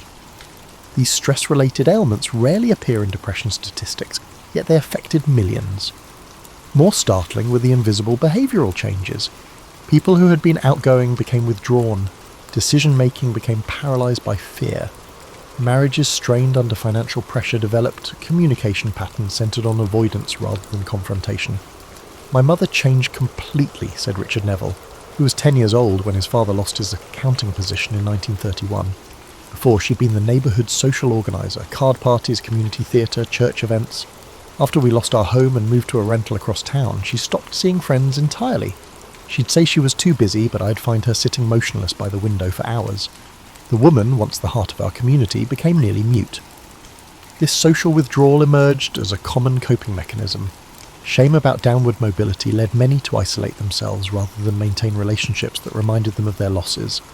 This isolation often compounded depression, creating cycles of emotional decline that remained unaddressed in an era when mental health care was primitive and stigmatized. For children, the psychological impacts manifested differently. Many developed extreme risk aversion and preoccupation with security that would influence their adult decisions decades later. School teachers reported students hoarding lunch leftovers and school supplies. Children as young as 6 began asking anxious questions about family finances. Clara Mortensen, who taught 3rd grade in Omaha, noted, "Before the Depression, children would trade sandwich halves or share treats. By 1932, I observed students carefully wrapping uneaten portions to take home. They'd count crayons repeatedly to ensure none were lost. These weren't behaviours their parents had directly taught them. The children were absorbing the anxiety from the atmosphere around them." What's particularly striking about Depression-era psychology was the disproportionate impact on men. In a culture that primarily defined masculine success through providership, unemployment profoundly impacted the core of male identity. Women, though certainly not immune to depression trauma, often had secondary identities as caregivers and home managers that remained intact despite financial collapse. Henry Gladwell, who spent 2 years riding the rails after losing his factory job in Akron, described this gender differential. A man without work in those days wasn't a man at all. Women could still be mothers and wives without paychecks. Women faced severe hardships, but their experiences were different from men's. For us men, unemployment wasn't just economic hardship, it was emasculation. Some fellows I knew would leave home each morning pretending to seek employment, but would actually spend the day in the public library just to maintain the fiction that they were still trying. This gendered experience created lasting imprints on family dynamics. Children who watched fathers struggle with identity loss often developed complex relationships with authority and achievement. Many Depression-era children grew up to become workaholics, driving themselves relentlessly to avoid the vulnerability they had witnessed in their parents. The psychological impact extended to how people viewed institutions. Trust in banks, corporations, and government suffered damage that would never fully heal. For many who had believed in American capitalism as an essentially fair system that rewarded hard work, the Depression destroyed this foundational assumption. "My father was a true believer in the American dream," explained Catherine Oakes, whose family lost their Michigan farm to foreclosure. "He'd immigrated from Poland, worked 18 hours a day, and saved every penny. When the bank took our farm, something broke in him. Not just sadness. His entire worldview collapsed. He'd believed there was a moral order where virtue was rewarded. After that, he viewed all institutions with suspicion. He wouldn't even trust the post office with packages." This institutional distrust manifested in behaviours that outsiders often found incomprehensible. People who had survived bank failures might divide their modest savings between multiple hiding places. Important documents were kept at home rather than in safe deposit boxes. Government assistance programs were viewed with suspicion, even by those who desperately needed help. Perhaps most profoundly, the Depression altered America's relationship with possibility itself. The assumption that tomorrow would likely be better than today, a quintessentially American outlook, was replaced for many by a persistent expectation of calamity. This anticipatory anxiety became so ingrained that many Depression survivors maintained emergency preparations throughout their lives, long after economic recovery. Grandmother kept a suitcase packed until the day she died in 1992. recalled Tom Whitaker about his grandmother, who had lived through bank runs in 1931. She insisted every family member memorize a meeting location if things fell apart again. She maintained a pantry that could feed 20 people for months. When we cleaned out her apartment, we found gold coins sewn into the lining of her winter coat. The depression never ended in her mind. When we examine the depression beyond economic statistics, we discover how profoundly it transformed everyday routines and practices. Necessity forced innovation in ways that fundamentally reshaped American domestic life. Perhaps the most remarkable transformation happened in kitchens across America. Cooking practices that had been trending toward convenience foods in the 1920s reversed dramatically. Women who had never baked bread found themselves studying their grandmother's recipes. Complex systems for food preservation emerged in urban apartments never designed for such activities. Evelyn Carruthers, who managed a household in Baltimore, described this culinary revolution. Before 29, I bought baker's bread and canned vegetables without thinking. After my husband's pay was cut by 2/3, I had to relearn everything. I converted our fire escape into a cooling rack for bread. I learned to make 5 different meals from a single chicken. Nothing was wasted. Potato peels became soup stock, and meat bones were boiled repeatedly. We strained the bacon grease and used it for cooking throughout the week. This culinary transformation wasn't merely about frugality. It represented a fundamental change in how Americans related to their food. The direct involvement in food production created new relationships with ingredients and nutrition. Despite financial hardship, many depression survivors reported that their diets improved in quality as they replaced processed foods with scratch cooking. Home maintenance underwent similar reinvention. The service economy that had begun emerging in the 1920s collapsed as families could no longer afford repairmen, cleaners, or delivery services. This scenario necessitated a massive reskilling of the American population, particularly among middle-class men who had specialized professionally but now needed to become generalists. Robert Thornhill, who had worked as an accountant in Chicago, exemplified this transition. Before the crash, I called professionals for everything: electricians, plumbers, carpenters. After losing my position, I couldn't afford 15 cents for a streetcar fare, let alone dollars for repairs. I traded accounting help to a hardware store owner for tools and manuals. I rewired our lighting, fixed the toilet, and rebuilt our kitchen table. My father had been a farmer who could fix anything, skills I'd dismissed as unnecessary in modern times. The Depression brought me back to his world with humility. This reskilling extended beyond maintenance to a complete reimagining of household objects. Americans developed ingenious systems for repurposing items that would otherwise be discarded. Flour sacks became dresses, car tires became shoe soles, newspapers became insulation, and cardboard was transformed into furniture reinforcement. Martha Simmons, who grew up in Tulsa, recalled her mother's ingenuity. Mum turned old wool coats into children's clothing. She unravelled worn-out sweaters to reknit the yarn into socks. But her most extraordinary creation was our new living room set. She couldn't afford upholstery. She needed fabric, so she gathered burlap coffee sacks from local shops, dyed them with walnut husks to achieve a consistent colour, and refinished our worn-out furniture. She stuffed the cushions with unravelled cotton from worn-out mattresses. Guests complimented our rustic decor, never realising it was born of desperation. Transportation underwent perhaps the most visible transformation. The automobile, which had become central to American identity in the 1920s, was now often unaffordable to operate. Families who kept their cars developed elaborate systems to extend their utility, adding cargo platforms to carry goods, converting sedans into pickup trucks by removing rear sections, and modifying engines to burn lower quality fuels. Many families returned to pre-automotive transportation. Urban bicycle usage surged. Alan Parker, who delivered groceries in Philadelphia, noted, "By 1932 the streets had changed completely. For weeks at a time, people parked their cars up on blocks to reduce tyre wear. Meanwhile, bicycles were everywhere, often carrying entire families. I saw a father pedalling with his wife on the handlebars and 2 children on the back fender. People rigged incredible trailers to bikes for moving larger items. Leisure activities were similarly reinvented. Commercial entertainment, movies, nightclubs, and sports events became unaffordable luxuries for many. In response, Americans rediscovered participatory entertainment. Community singing, amateur theatricals, and storytelling circles experienced unexpected revivals. Board games enjoyed unprecedented popularity. with families often making their own versions of commercial games. The Depression also forced reconsideration of living arrangements. Extended families consolidated into shared housing, creating new intergenerational dynamics. In urban areas, apartment sharing became common among unrelated adults, creating ad hoc family structures that pooled resources and distributed household labour. Margaret Wilson, who shared a Chicago apartment with 5 other women, described these arrangements. We each contributed what we could. Helen worked part-time as a secretary and provided most of our cash income. With my sewing machine still in working order, I made clothes for everyone. Dorothy had trained as a nurse and handled medical needs. We developed a system as precise as any factory, schedules for cooking, cleaning, and job hunting. We weren't relatives, but necessity made us closer than many families.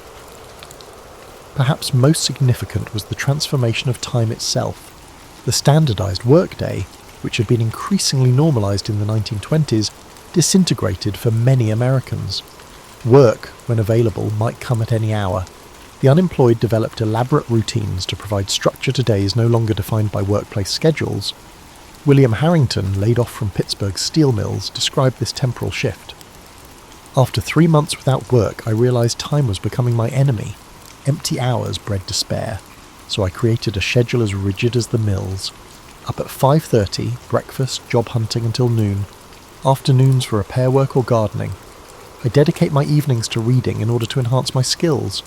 On Sundays, I dedicate myself to church and spending time with my family. It wasn't about efficiency, it was about maintaining sanity when the clock no longer ruled my life. This reinvention of daily routines wasn't merely adaptation, it represented a profound cultural shift in how Americans related to material goods, services, and time itself. The Depression forced a nationwide reassessment of needs versus wants, durability versus disposability, and self-reliance versus specialization. These values would influence consumption patterns and domestic practices for decades after economic recovery.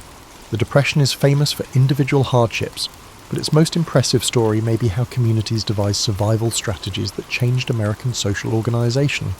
Together, these responses provided resilience where individual efforts failed. Highly sophisticated neighborhood support systems arose. Informal communication networks convey information about jobs, assistance programs, and local credit providers in metropolitan areas. These networks spanned ethnic and religious divides by using tenement hallways, laundry lines, and front stoops to spread information. Before the crash, the Jewish families in our building barely spoke to the Italian families 2 floors down, said Williamsburg resident Sarah Goldstein. Mrs. Esposito and my mother ran a soup pot for both families in 1931. After learning about the warehouse job, Mr. Esposito informed my father. Old boundaries fell because survival demanded cooperation. Mrs. Esposito lit candles with us on Friday nights because we were family, not because she was Jewish. Community cohesion led to practical assistance systems. Organic childcare cooperatives let parents switch job hunting days. Tool libraries let neighbours share expensive gear. Urban vacant sites become fertile land with communal gardens. The Depression also saw formal mutual help organisations grow. Many histories focus on government relief programs, although community-based structures delivered faster and more culturally relevant aid. Religious, fraternal, and ethnic benefit societies extended their roles to meet economic requirements. The black fraternal group Prince Hall Masons exhibited this expansion. Detroit Lodge officer Thomas Washington said, "Our organisation traditionally provides burial benefits and social connections. We became a job office, food distribution centre, and housing referral agency overnight during the Depression. Every working brother supported the unemployed. When the economy failed, our community retained dignity." Labour unions expanded beyond workplace activism to provide overall support. The International Ladies Garment Workers Union in New York sponsored health clinics, cooperative housing, and adult education. Michigan United Auto Workers Unemployment Councils organised direct action to avoid evictions. Later UAB leader Walter Reuther remembered early Depression-era activities. Hundreds of workers blocked the sheriff when a family received an eviction notice. Then we'd negotiate lower rent or payment schedules with the landlord. We'd return the family's possessions after authorities left if eviction was inevitable. Now we fought for community survival, not pay. Rural communities established unique mutual help systems. Besides advocacy, the Grange coordinated seed exchanges, equipment sharing, and labour pooling. Farmers formed communal lending circles, based on European and African customs when bank failures devastated the conventional credit system. Transformations were especially profound in churches. Religion became aid distribution, employment, and housing coordinators in addition to spiritual assistance. When public education funds fell, church basements became schools. Religious communities that had focused on spirituality now addressed material concerns directly. Before the Depression, charity was a minor part of our ministry, said Dayton, First Methodist Church pastor Michael Thompson. We turned our refuge into a nighttime dormitory by 1932. Our Sunday school classes became healthcare clinics with volunteer nurses.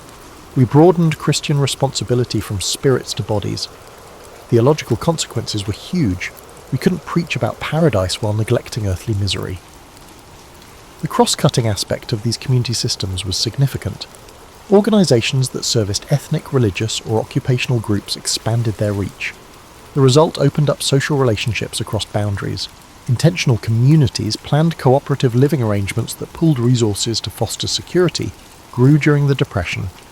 These included official ventures like West Virginia's Arthurdale community and spontaneous settlements like unemployed workers' cooperative camps outside major towns. According to Joseph Collins, who founded a cooperative camp outside Seattle, 60 families erected shelters from salvaged materials on vacant ground. We had sanitation, education, and food production committees like a little town. Everyone contributed skills. A fired teacher taught kids. Restaurant veterans ran our shared kitchen. We printed labour-backed scrip. It was more than survival. We were developing an alternative to the failed economy. These villages were social and economic innovation labs. Many tried cooperative ownership, labour exchange, and non-monetary economies to replace capitalism. Most of these attempts were absorbed into mainstream economic institutions, but they shaped American community organisation.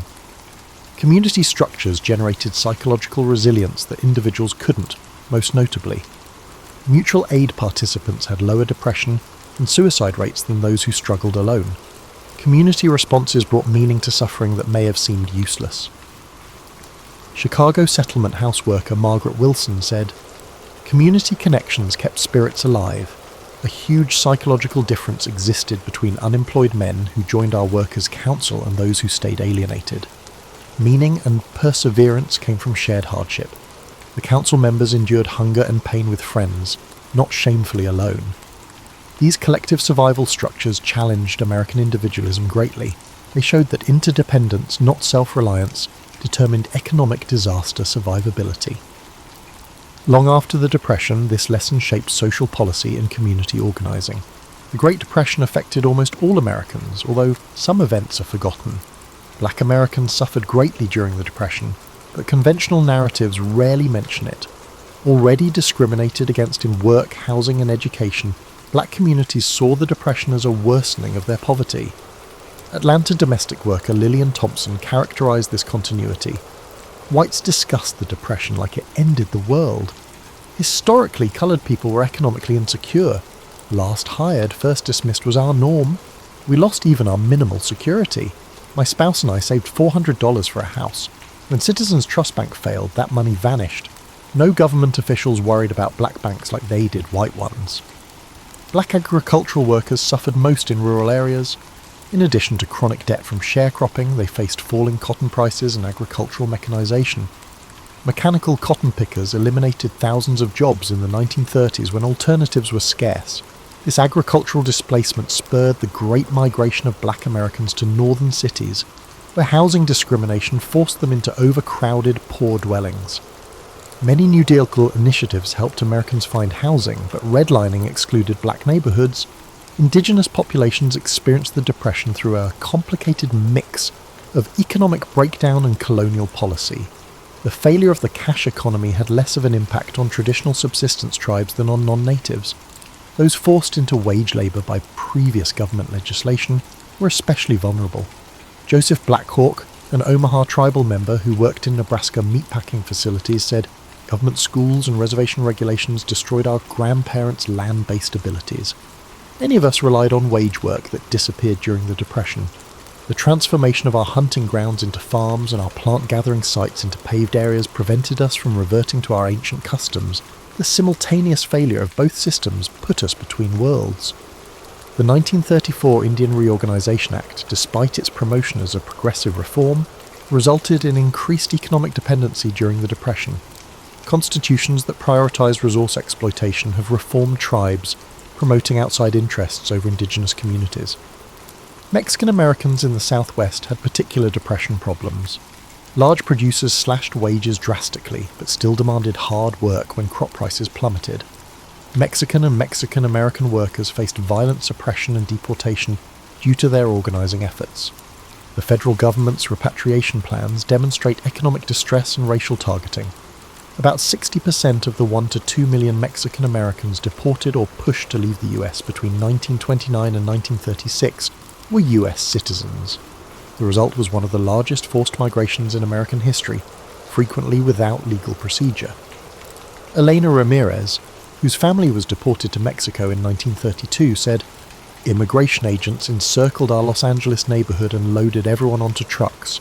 The fact that my brother and I were born in California and held American citizenship did not matter. We only had a few hours to pack. My father worked at the same factory for 9 years. Our church, school, and friends vanished overnight. We landed in Mexico as strangers. 20 years after my parents departed, we were considered pochos, neither Mexican nor American." Urban Americans rarely saw the hardship of rural white populations in Appalachia and the Ozarks. Economic deterioration in these areas began before 1929 owing to resource extraction and changing agricultural markets. The Depression sank economically marginalized groups into deep poverty. These regions emphasized the difference between deserving and undeserving poor. New Deal initiatives favored recent middle-class dropouts over multi-generational poor. Such multi-tiered assistance schemes occasionally excluded the most desperate. Disability during Depression is another underestimated pain factor. Family support systems and philanthropic institutions crumbled, putting Americans with disabilities in unparalleled hardship. When demand for disabled American services expanded, financial cuts deteriorated their facilities. A Massachusetts State Psychiatric Hospital's Dr. Margaret Chen observed this decline. "We were understaffed and underfunded before the crash. After state budgets fell, circumstances were terrible. Our patient base increased while staff shrank by a third. Food quality plummeted, treatment became confinement. We ran out of resources during acute illness. So many individuals who could have recovered were institutionalized for life." Depression devastated carefully developed support systems for physically challenged Americans living freely. When informal helpers focused on their own survival, disabled people who had retained autonomy through community networks were forced into institutionalization. The Depression produced new disability categories. Childhood malnutrition caused lifelong developmental problems. Safety requirements were abandoned to minimize costs, increasing workplace accidents. Depression-related psychological trauma caused untreated mental health issues. How economic disaster affected youth is often forgotten in Depression accounts. Schools in various locations cut academic years or shuttered due to budget limitations. Child labour, which had been falling for decades, rose as families required cash from everyone. Malnutrition at key development had lifelong physical and cognitive damage. Helen Morrison, a rural Kentucky teacher, saw these changes. Planting and harvest attendance was intermittent before the catastrophe. Many children vanished by 1932. I found them working full-time at anything they could find when I visited their homes. Some families had broken up, with children living with relatives or neighbours, while parents looked for jobs. Many of my students lost the idea of infancy as a protected period of development. These forgotten Depression scenes show how economic disaster deepened social divisions. While popular narratives highlight shared pain that linked Americans, these forgotten tales show how crises reinforced race, region, aptitude, and age hierarchies. The Great Depression created enduring legacies that shaped American society for generations in ways few could have predicted. These influences transformed behaviours and attitudes that would persist long after economic recovery. The most visible legacy was Americans' relationship with financial risk. Depression survivors developed what marketers later called Depression Syndrome, financial behaviours that prioritise security over opportunity, even when economically irrational. Millionaires who had survived bank failures maintained multiple modest accounts rather than consolidated ones. Successful professionals refused mortgages despite having ample income. Families stockpiled necessities due to concerns about future shortages. Dorothy Klein, a consumer researcher in the 1950s, noted that conventional advertising could not persuade depression survivors. They evaluated purchases through a trauma lens. I interviewed a doctor who kept 25 pounds of coffee in his pantry. When coffee was rationed during the war, he'd developed anxiety about shortages. 20 years later, despite abundant supplies, he maintained this buffer against a threat that no longer existed. This security-oriented mindset was passed down to children raised by depression survivors. The silent generation and early baby boomers inherited their parents' risk aversion, despite growing up in unprecedented prosperity. This generational transmission of financial trauma influenced banking, housing, and retail sectors for decades, as these sectors unknowingly catered to customers whose decision-making was influenced by psychological patterns formed during the 1930s. The Depression fundamentally altered Americans' relationship with government. Before 1929, most citizens had minimal interaction with federal agencies. By 1940, government had become an everyday presence through relief programs, employment projects, and regulatory frameworks. This created expectations that transcended traditional political divisions. Frank Holloway, who administered WPA projects in Tennessee, noted, "Before the Depression, mentioning I worked for the federal government drew suspicion. By 1936, people welcomed me because I represented jobs and assistance. People who philosophically opposed government interference now expect government solutions.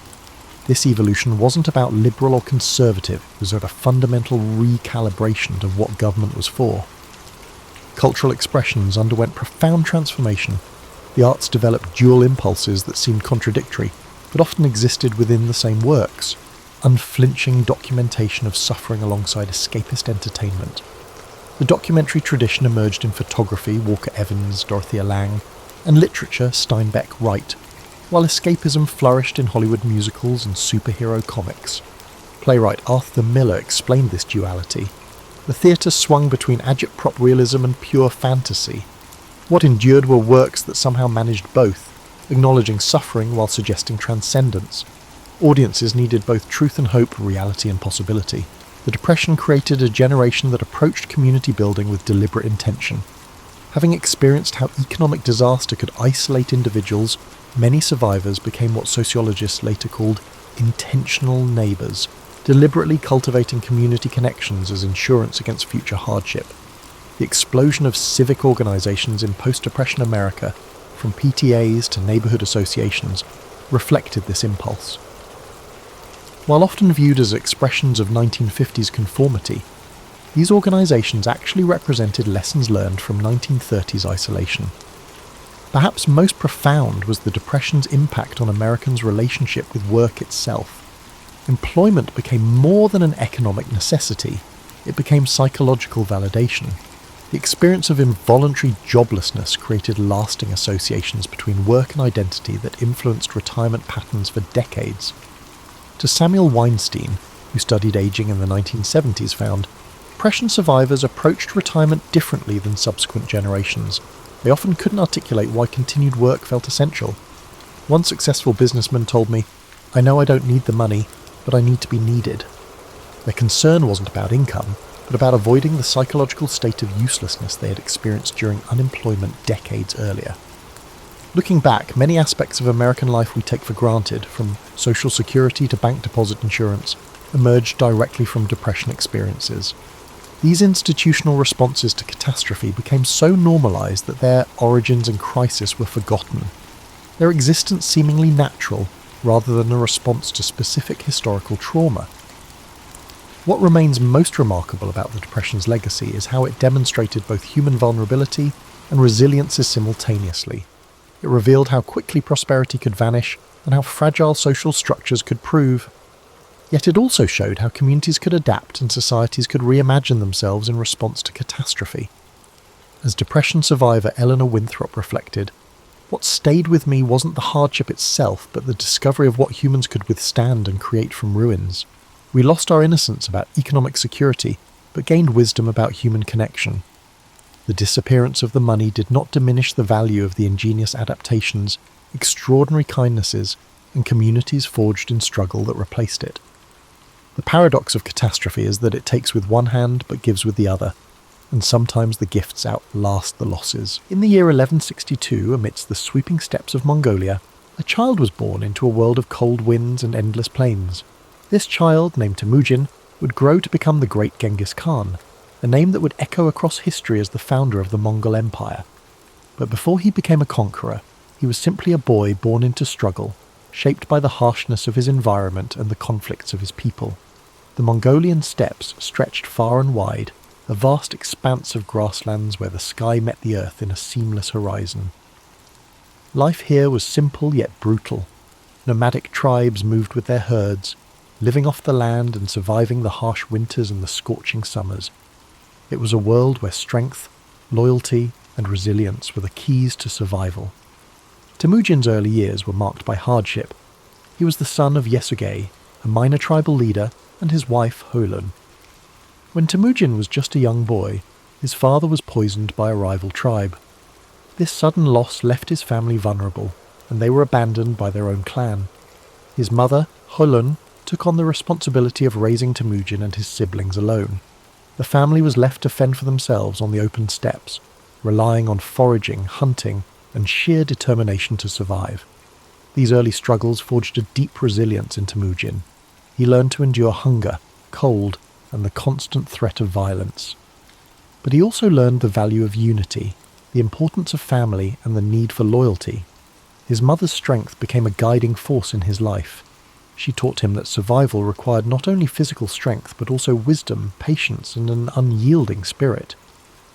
As Temujin grew older, he began to understand the fragmented world of the Mongol tribes. There were endless feuds, shifting alliances, and a constant struggle for power. He saw how disunity left his people vulnerable. He dreamed of something greater, of a world where the tribes could be united, where the endless conflicts could be replaced with a shared purpose. But before he could realize this vision, he faced countless challenges. Betrayal was a constant threat. One of his closest friends, Jamuka, who had once sworn brotherhood with him, would later become his rival. Temujin's path was marked by moments of capture, imprisonment, and escape. Each setback hardened his resolve. He believed that strength was found not just in the sword, but in the unity of purpose and loyalty. In time, Temujin began to gather followers who saw his vision. He was not just a warrior. He was a leader who understood people. He rewarded loyalty and merit rather than noble birth, a revolutionary idea in a world bound by tradition. His reputation grew, and more tribes pledged their allegiance to him. His ability to inspire, to strategize, and to adapt set him apart. He was relentless, determined, and focused on a single goal: to unite the Mongol tribes under one banner. In 1206, after years of battles, alliances, and strategic brilliance, Temujin achieved his dream. He was declared Genghis Khan, meaning universal ruler. It was a title that reflected his role as the unifier of the Mongols, a leader who'd brought together the once fractured tribes into a formidable force. But Genghis Khan's vision did not stop at the borders of Mongolia. He saw beyond the steppes, beyond the horizon. His ambition was to create a world where his people could thrive, where the divisions that had weakened them for centuries could be replaced by a new order. His armies, skilled horsemen and fierce warriors, began to expand the Mongol territory. They moved with speed, discipline and precision, conquering lands that had once seemed unreachable. The campaigns of Genghis Khan swept across Central Asia, into China and beyond. His leadership was marked by a combination of ruthless efficiency and strategic genius. He understood the importance of adapting to new challenges, incorporating new technologies, and learning from the cultures he encountered. Under his rule, the Mongol Empire became a melting pot of ideas, trade, and communication. But Genghis Khan was more than just a conqueror. He established laws to bring order to the chaos of his expanding empire. His code, known as the Yasa, emphasized loyalty, discipline, and justice. He promoted religious tolerance, recognizing that unity required respecting the beliefs of diverse peoples. He created systems of communication, trade routes, and infrastructure that connected distant parts of his empire. The Silk Road, once a dangerous route, flourished under Mongol protection, facilitating the exchange of goods, ideas, and cultures. As you breathe in deeply, picture the vast Mongolian steppes under a night sky filled with stars. The grass sways gently in the breeze, and the world is quiet except for the soft sounds of horses and the distant crackle of campfires.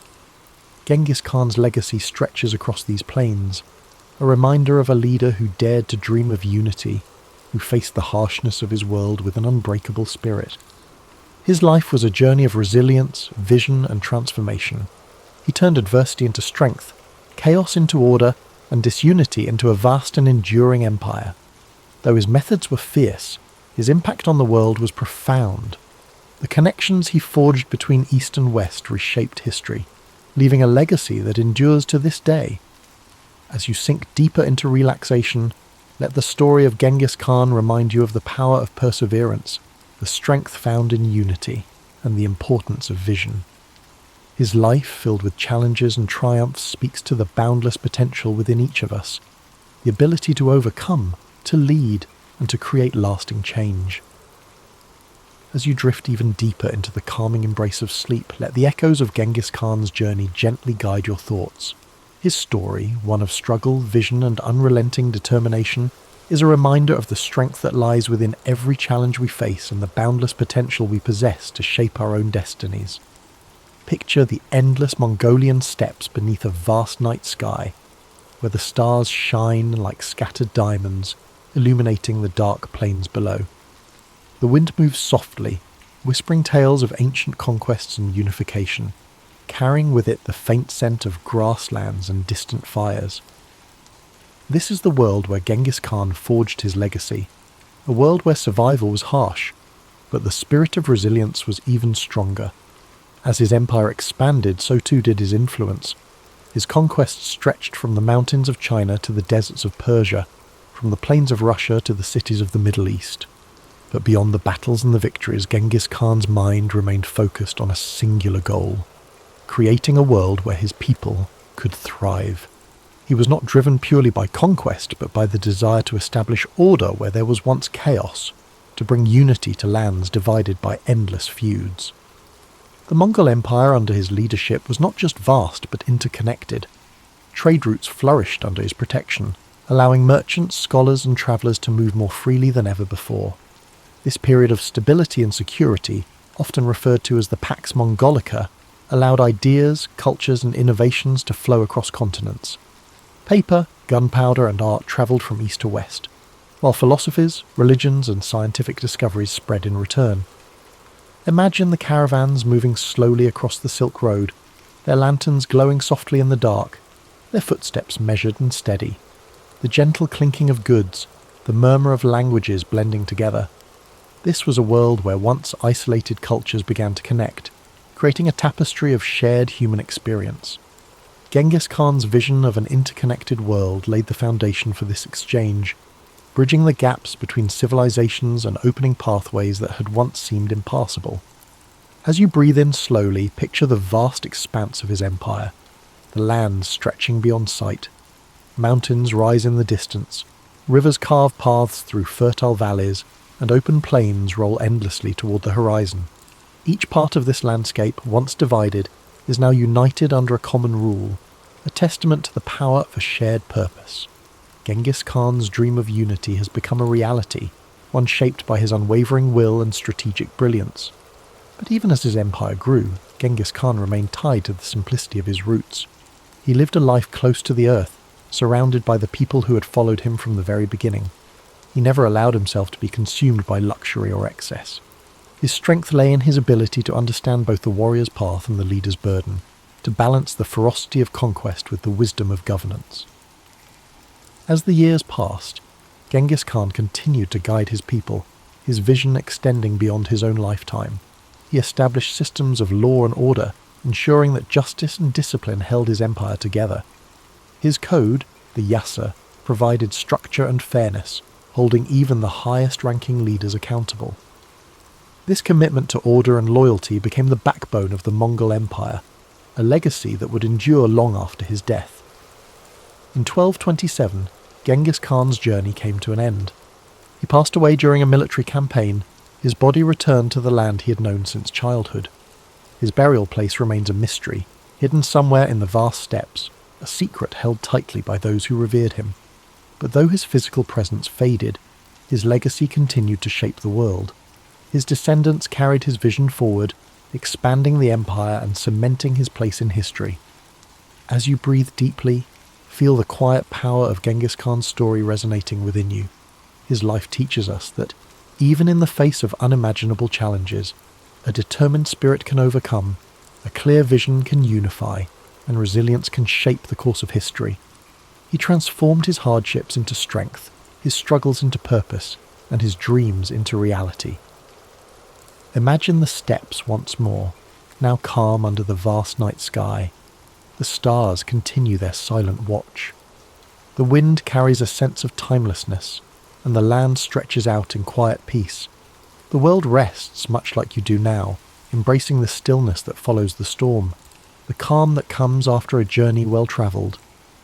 Allow yourself to let go completely, to surrender to this peaceful stillness. The story of Genghis Khan has taken you across endless plains, through battles, struggles, and victories. Now, you rest, knowing that strength, resilience, and vision lie within you, just as they did within him. The journey of discovery, growth, and purpose is yours to continue when you awaken. As you sink deeper into the embrace of sleep, let the echoes of Genghis Khan's legacy ripple through your mind like a soft, steady current. His journey was vast, stretching across endless plains and through the annals of history, yet his life was also a reflection of universal truths: strength in adversity, vision beyond boundaries, and the enduring power of unity. Imagine the stillness of the steppes at dawn, the first light of day casting a golden hue across the endless grasslands. The world holds its breath in quiet anticipation, a moment suspended between night and day. This is the same land that shaped Temujin, the boy who became Genghis Khan. The cold winds, the hardships, the endless horizons, all these elements forged his spirit, teaching him to endure, to adapt, and to lead. As you breathe deeply, let that same sense of quiet resilience settle within you. Just as the steppes stretched beyond sight, so too do the possibilities within your own life. The journey of Genghis Khan reminds us that no matter how vast the challenges before us, the human spirit is capable of incredible endurance and transformation. In your mind's eye, picture the endless caravans that travelled the Silk Road under the protection of the Mongol Empire.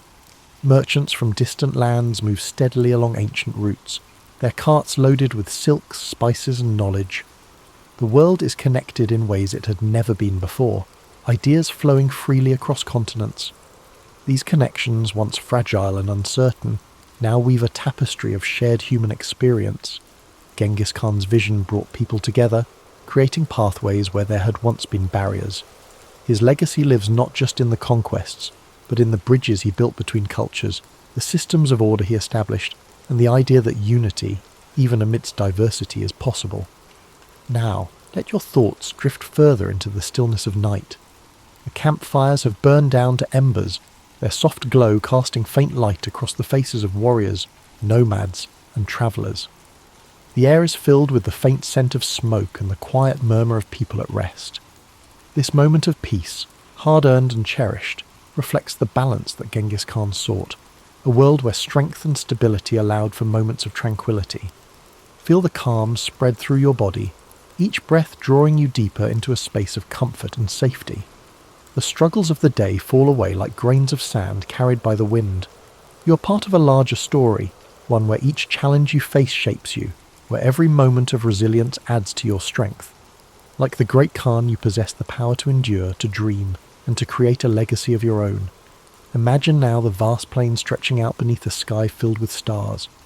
The universe seems infinite, yet there is a profound sense of peace in knowing that you are a part of this grand expanse. The wind whispers gently, carrying with it the stories of the past, the hopes of the present, and the dreams of the future. You're connected to this timeless flow, your spirit at ease, your heart steady. As your mind drifts further into sleep, let the essence of Genghis Khan's story remain with you. His life, shaped by hardship and triumph, reminds us that within every challenge lies an opportunity for growth. His journey from a boy abandoned on the steppes to a ruler who united vast lands is a testament to the power of determination and vision. You too carry that same potential within you. the ability to overcome, to rise and to transform. The world outside grows softer now, the edges of reality blurring as you surrender to rest. Your breath is slow, steady, and calm. Each inhale fills you with a sense of possibility. Each exhale releases any tension you've been holding. The night wraps around you like a warm cloak, protecting and soothing you as you drift further into peaceful sleep. As you drift even deeper into the embrace of sleep, the vast plains of history stretch endlessly before you, serene and timeless. The gentle rhythm of your breath mirrors the calm, steady winds of the Mongolian steppes, whispering stories of courage, resilience, and transformation. The journey of Genghis Khan lingers softly in your mind, a reminder that every challenge faced, every hardship overcome, shapes the path towards something greater. In this peaceful expanse, the world feels limitless. The night sky, filled with an infinite sea of stars, reflects the boundless potential within you. Each star glimmers with a quiet brilliance, a beacon of possibility, hope, and the dreams that lie waiting beyond the horizon. Just as Genghis Khan dared to look beyond the confines of his world, you too are capable of breaking through barriers, of envisioning new paths, of creating a life defined by your own resilience and purpose. Imagine the quiet of the ancient world. No city lights, no noise of modern life, just the pure, unbroken silence of the night. The grass beneath you is soft, cool, and fragrant. The air is crisp, carrying the scent of earth and distant fires. The only sounds are the faint rustling of the wind and the occasional soft nicker of a horse standing watch. This tranquility is a gift, a space where you can let go, breathe deeply, and allow your mind to float freely. As you inhale, draw in a sense of calm strength. With each exhale, release the burdens of the day, the worries that cling like shadows. In this space, there is no need to rush, no need to struggle. You are safe, held gently by the vastness of history and the quiet wisdom it offers. Like the open steps, your mind expands, free from constraints, filled with possibility. The story of Genghis Khan is one of transformation, of a young boy who endured pain and loss, but who rose to become a leader who reshaped the world. His journey reminds us that strength is born in moments of adversity, that the spirit is forged in the fires of challenge. His vision was clear, his resolve unbreakable, and within you too lies that same seed of potential, that same capacity for growth, for vision, for resilience. Picture the endless plains bathed in the soft glow of dawn. The first rays of sunlight touch the horizon, casting a warm golden light over the land. The sky shifts from deep indigo to gentle hues of pink and orange. The world awakens slowly, peacefully, as the night gives way to a new day. This transition, from darkness to light, is a symbol of hope, a reminder that no matter how long the night may seem, the dawn always comes. Let this thought settle gently in your mind. Just as the night must yield to the morning, every struggle you face, every challenge you endure holds the promise of renewal, of new beginnings, of possibilities yet to be realized. The journey of life, like the journey of Genghis Khan, is one of cycles, of hardship and triumph, of darkness and light, of endings and new beginnings. Feel your body relax even further, each muscle letting go, your mind sinking deeper into the comfort of sleep. The weight of the world lifts away, leaving you light, free, and at peace. The winds of the steppes, the vast horizons, and the quiet strength of history envelop you in a cocoon of serenity. In this state of deep relaxation, know that you are part of something timeless. The struggles, the victories, the dreams of those who came before you live on, whispering their wisdom and encouragement. You are connected to this greater tapestry of humanity, a thread woven through the fabric of time, resilient and unbroken.